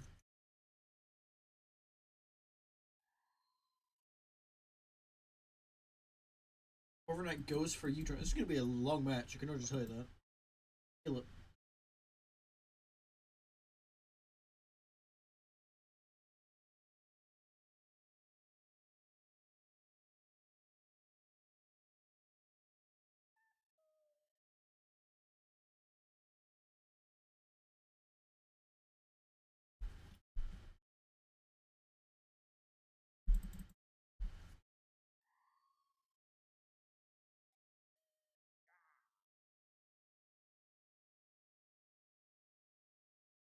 Both sides pivot around each other multiple times.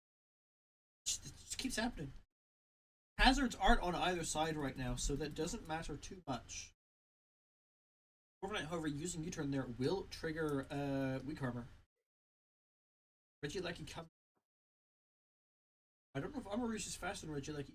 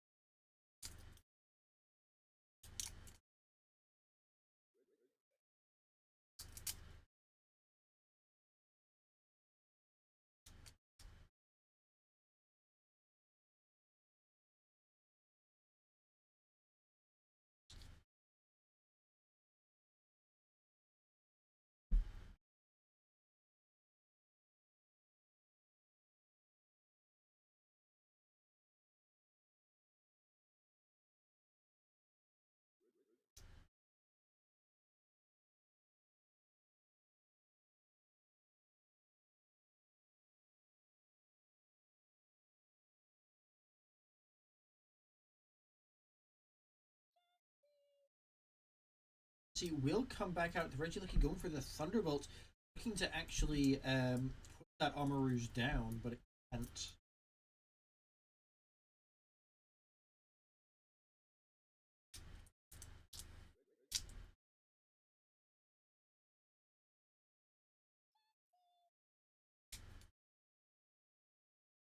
I'm happy I went and got a drink, I'll say that much.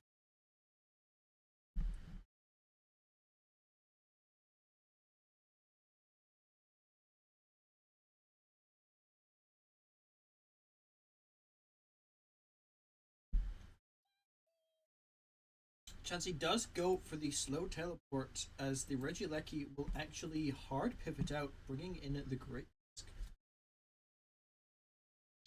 Very interesting to go for the hard pivot there, not for the Volt Switch. I don't think we've seen a ground type from Inamuki's team yet, but it is possible that there is one behind we saw in preview, seen just yet.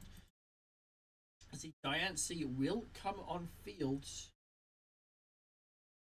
That Great Risk out.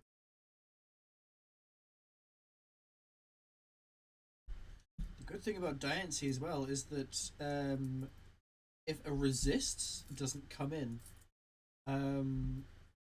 whatever's going to come take very high damage, as it is a very, very hard hitting Pokemon. We've seen in this tournament multiple times that a Diancie does over half damage to something that switches in and takes a neutral hit.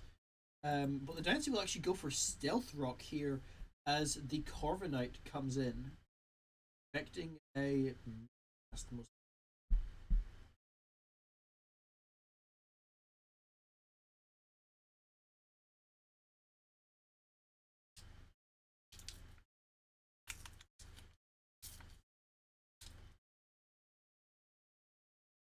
Corviknight is likely running Defog, which will mean that the pivoting on that side of the match specifically likely be able to continue unimpeded. It's not running Defog, however, it will not be able to clear these hazards, and Goat Moment will have to think more carefully about how they want to deal with things. Pivot.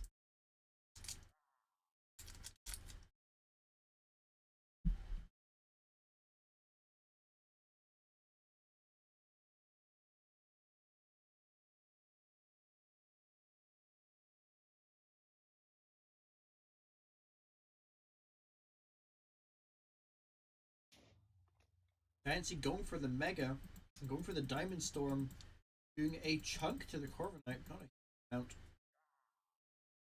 Corviknight does U-turn out, not defogging, very potentially not running defog. The Regieleki comes in. Diancie does now have that big stat drop when it megas. It has a low base HP, but very, very, very high defenses. Usually in its base form, but when it megas, it swaps those around, getting a very high special and very high attack stat, making it a brilliant wall breaker. Also has pretty high speed as well.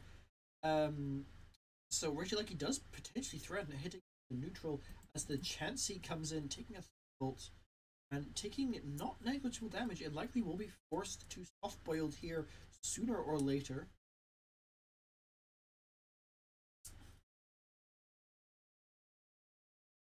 Great Tusk comes in.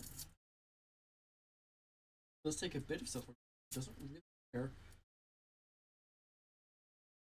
Chansey does go for soft boiled.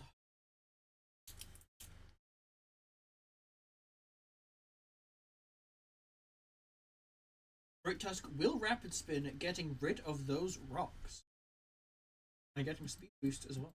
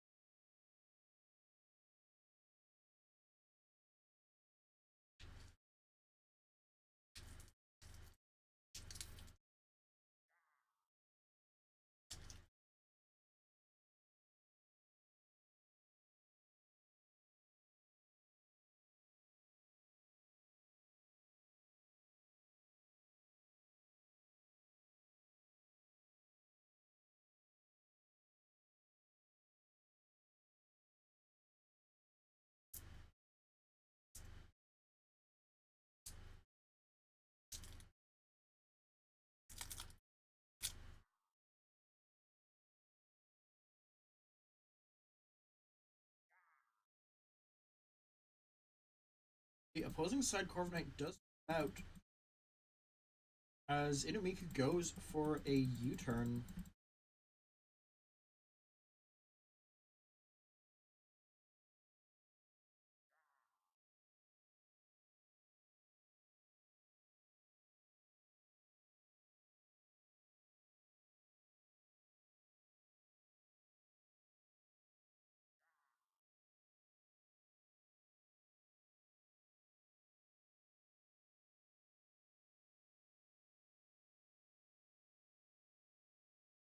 I see Tapu Lele comes in on the opposing side.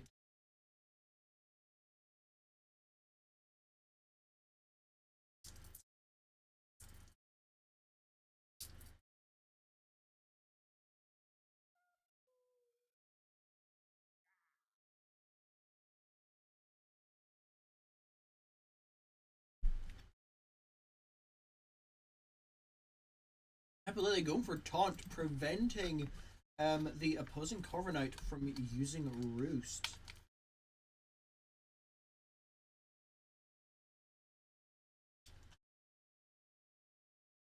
That will force this likely Corviknight out this turn.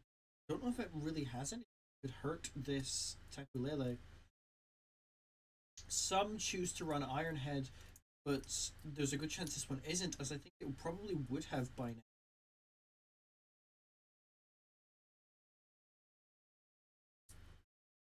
However, going for that taunt on the Tapu Lele does reveal it's probably not Choice Scarf.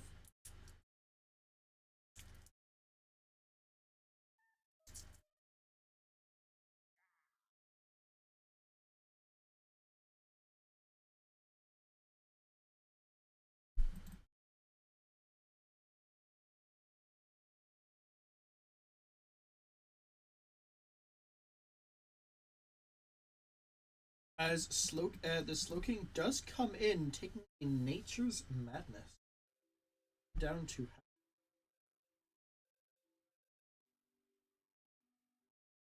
so they will switch out, bring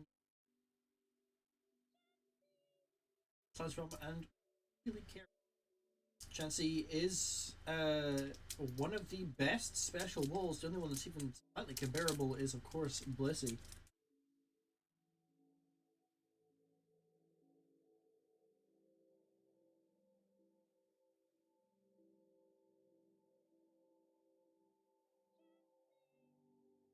Going for Future Light, going for a slow pivot.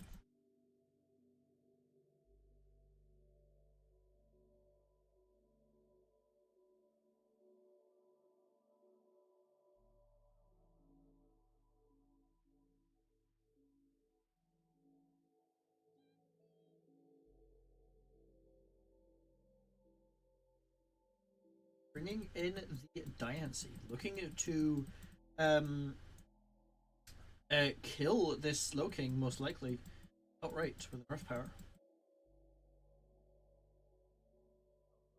As the Tapu Bulu comes in, taking a Diamond Storm and actually taking pretty solid damage, as Diancie does get the defensive boost. This could be very interesting, as Tapu Bulu is usually a physically offensive Pokemon, would usually threaten this Diancie. However, Diancie is now at +2 defense.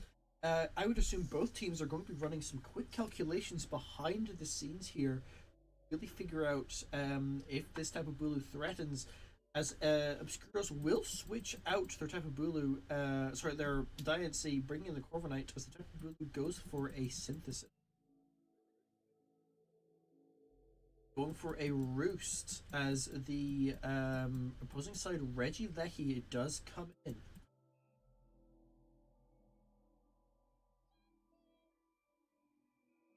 Chansey coming in, taking the 30 billion volt switch. The opposing side Corviknight. We are in turn 30, and we are looking almost identical to how we were in turn 2.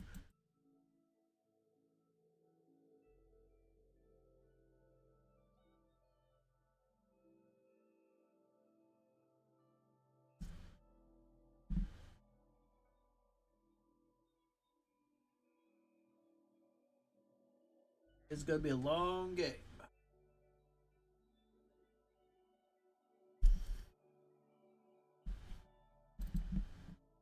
Tapu Lele comes out.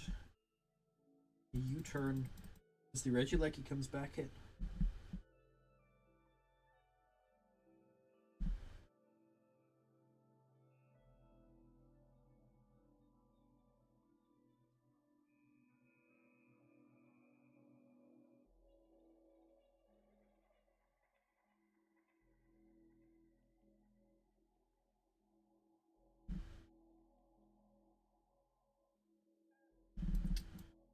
As this Tapu Lele is not running Choice Scarf, don't know what it's running. It very well could be running a more defensive set, especially or physically.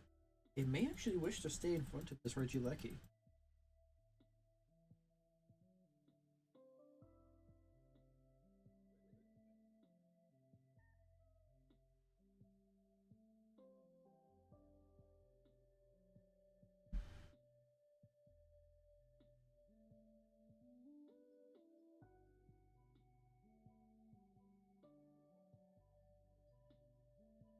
But the Chansey will come in, choosing not to risk it. As the Regieleki in, as the Corviknight also switches in.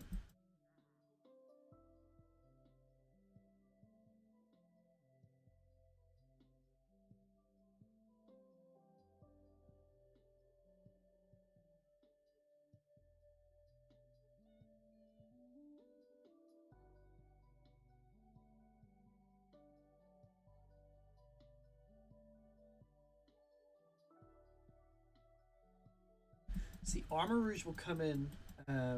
The Corviknight triggering weak armor with U-turn.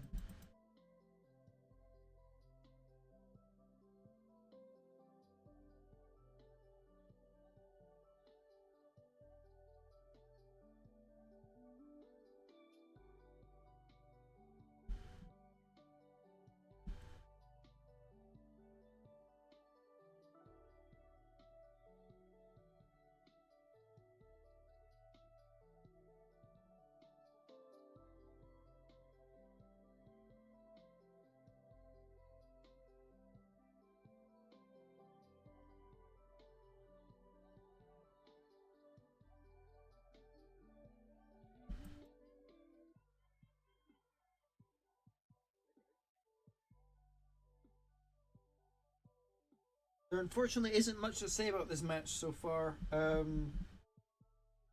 as both sides are really struggling to break through each other. None of them really having a win condition here.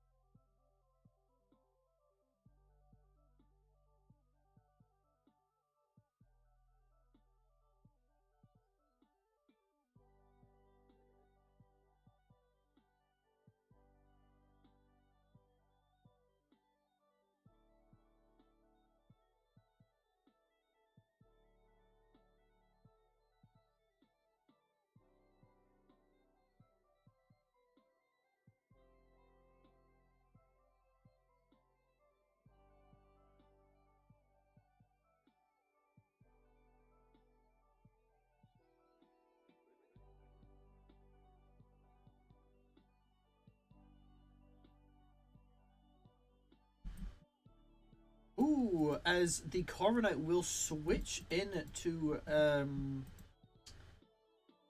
the Regieleki, taking a Volt Switch. Dying.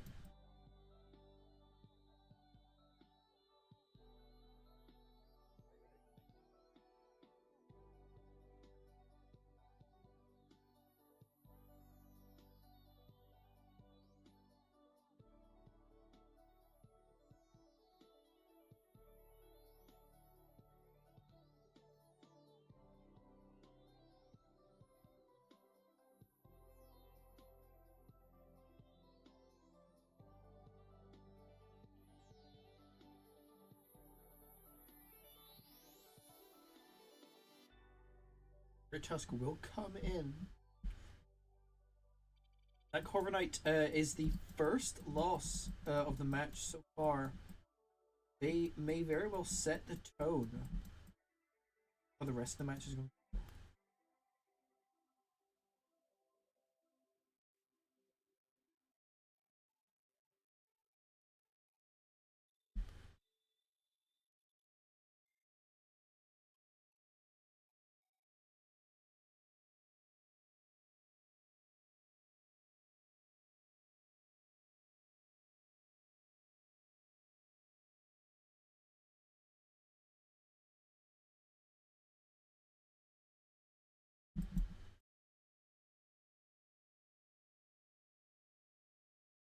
Diancie will come in looking to threaten that Great Tusk back out.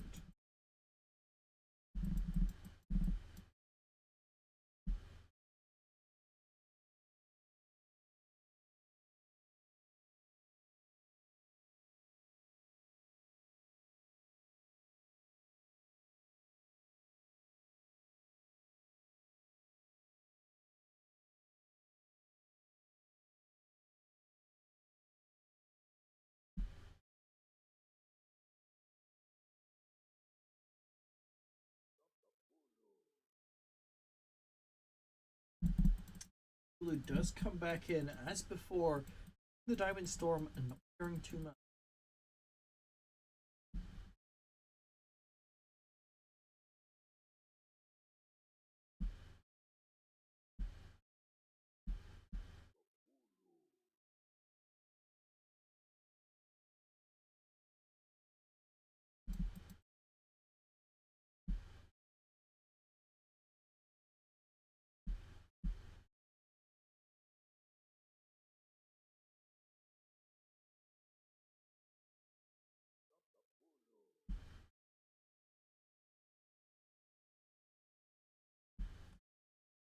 The Armor Rouge will come in against the Tapu Bulu. Horn Leech not doing too much, triggering weak armor.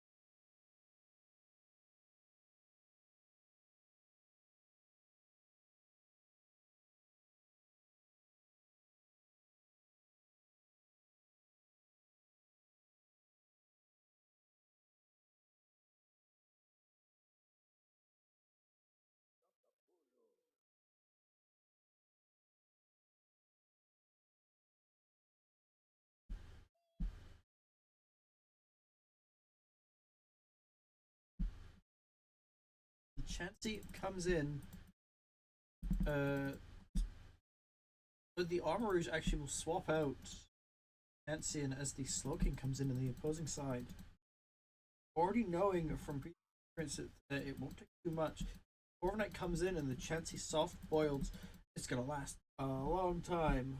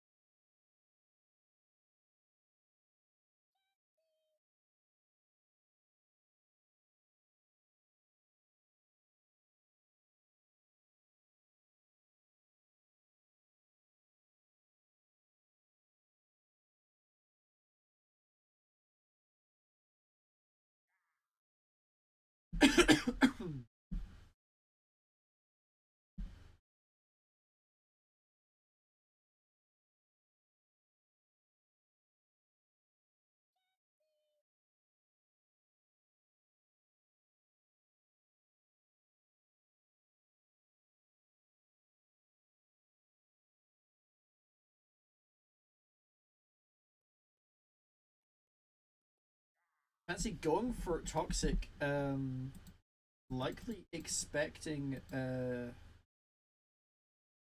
something else from the expecting the Corviknight to actually switch out.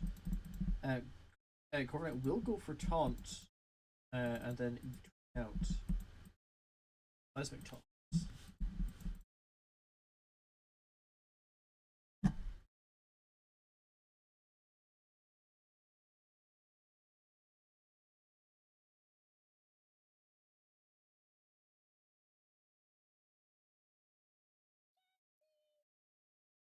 Looking, will use Eviolite. Sorry, we'll use Trick taking Chansey's Eviolite and giving them a ring target instead.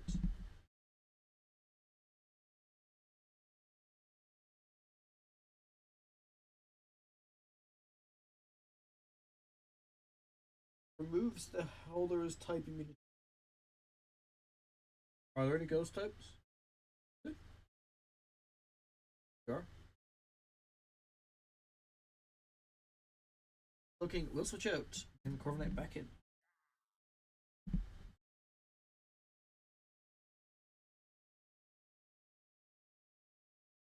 Notably, however, the ring target isn't necessarily going to be that big. However, losing that Eviolite will be, as now that Chansey is objectively just a worse Blissey. And can also still take knockoff damage.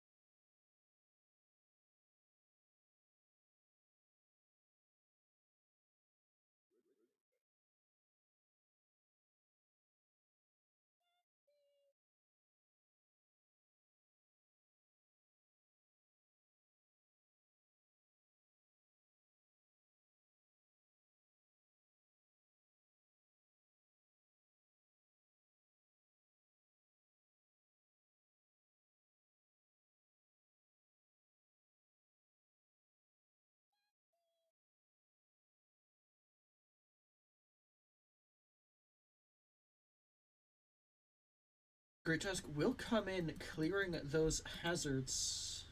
She goes for Toxic, and Great Tusk will be badly poisoned.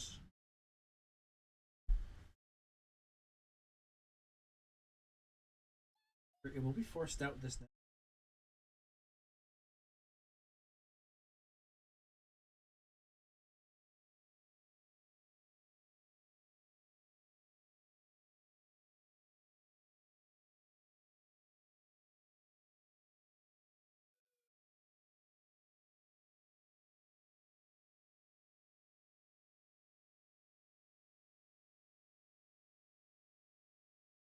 Tapu Lele comes in, taking a headlong rush, and actually being quite badly by it. Goat Moment is slowly breaking through. Very slowly.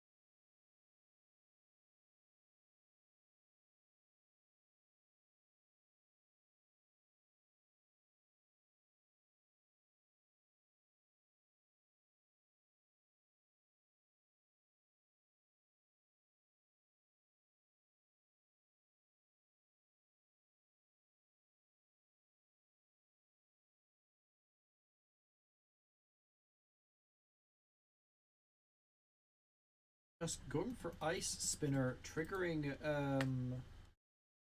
Armourouge's speed boost. Moltres comes in, taking kind of not much. Armourouge's defense and special defense gets lowered even further. Normally, this Moltres wouldn't be able to threaten this Armourouge too much, but it will be able to due to how low its defense.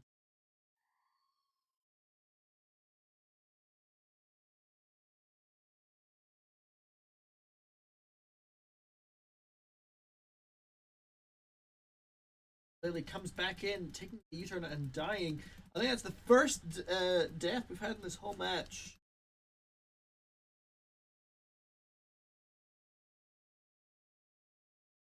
Potentially very, very, very bad for Inumiku, as they have been on the back foot for a bit, not really being able to any momentum or any space for themselves.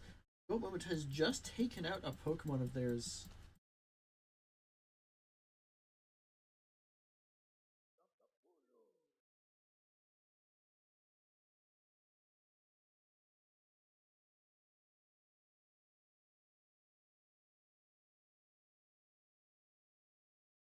Rouge will come on field. I'm a bit tired.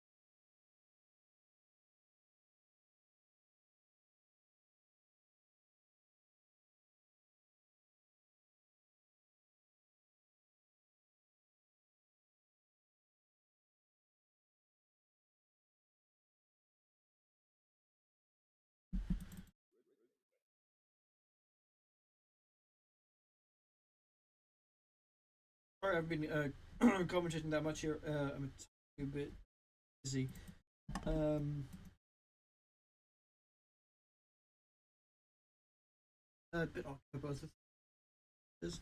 Um, back out against this Armor Rouge. Very much looking to revenge kill it, as it is now low. Not very low, but defensively very, very low. So you like you will just be able to clean it up very easily.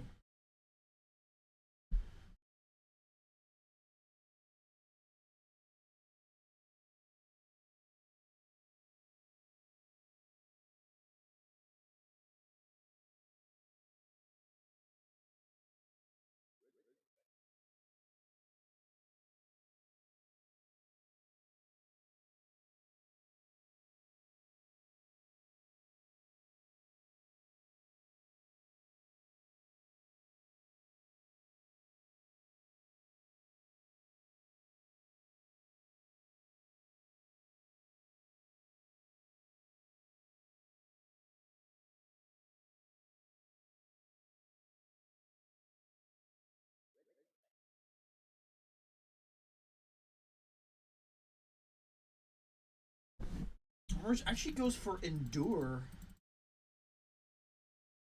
as Regieleki goes for the Volt Switch.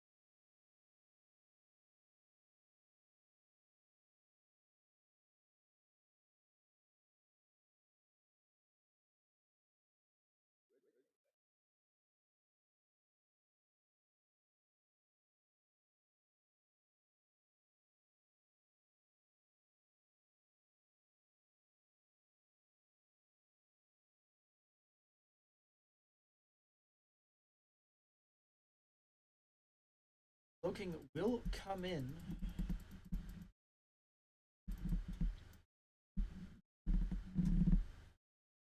Smart use of Endure there, expecting a Volt Switch, allowing the armor to have another turn, potentially allowing it to throw whatever comes in. Because though, the armories will switch out. Fancy comes in. Going for a slow pivot, which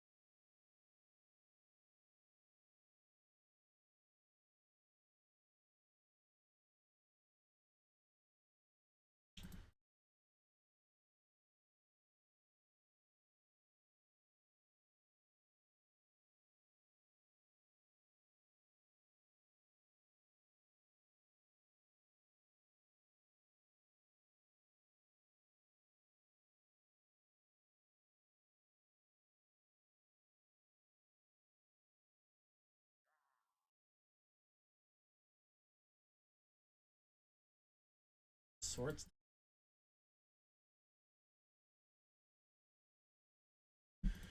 Which you wouldn't really be able to break through, but it might.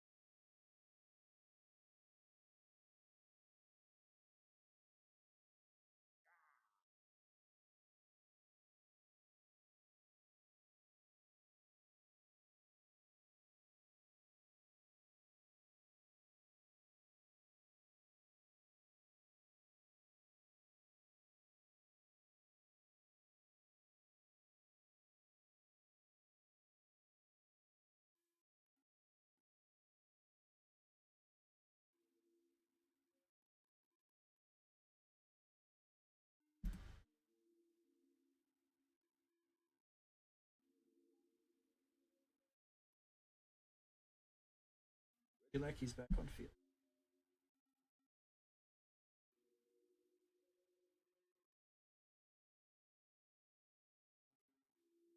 The Endure again.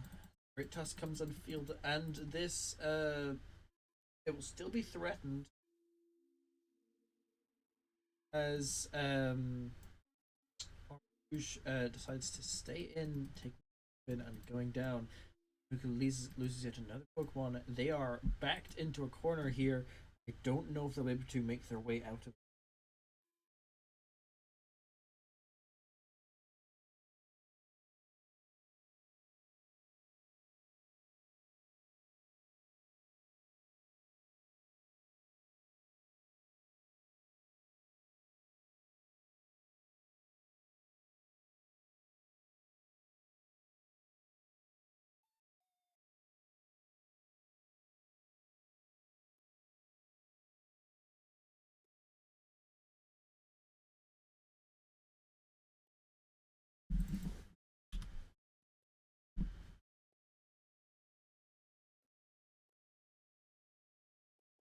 And that will be the end, as Goat Moment will be able to break through Inumiku's team, and Obscuros will lose that final match. PokeSaga winning, making sure that they have a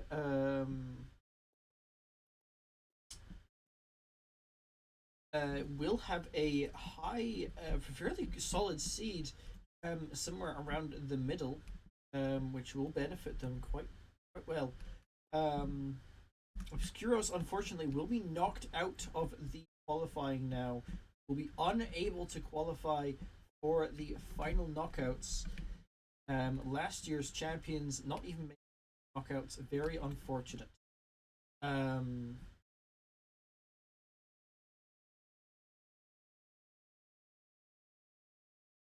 uh, that is going to be the end of the stream for now. We do have more matches later. I'm sorry I wasn't able to come to that final match.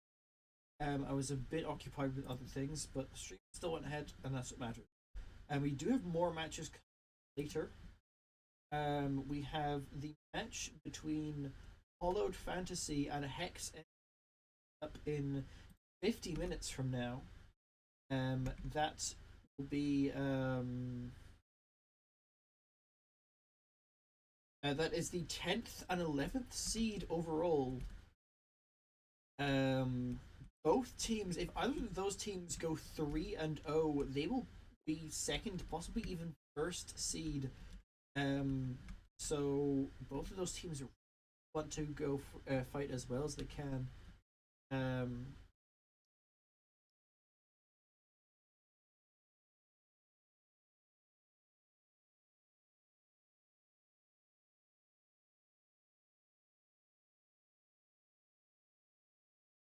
um, both teams in these coming matches will obviously do potentially have the ability to go for that first seed.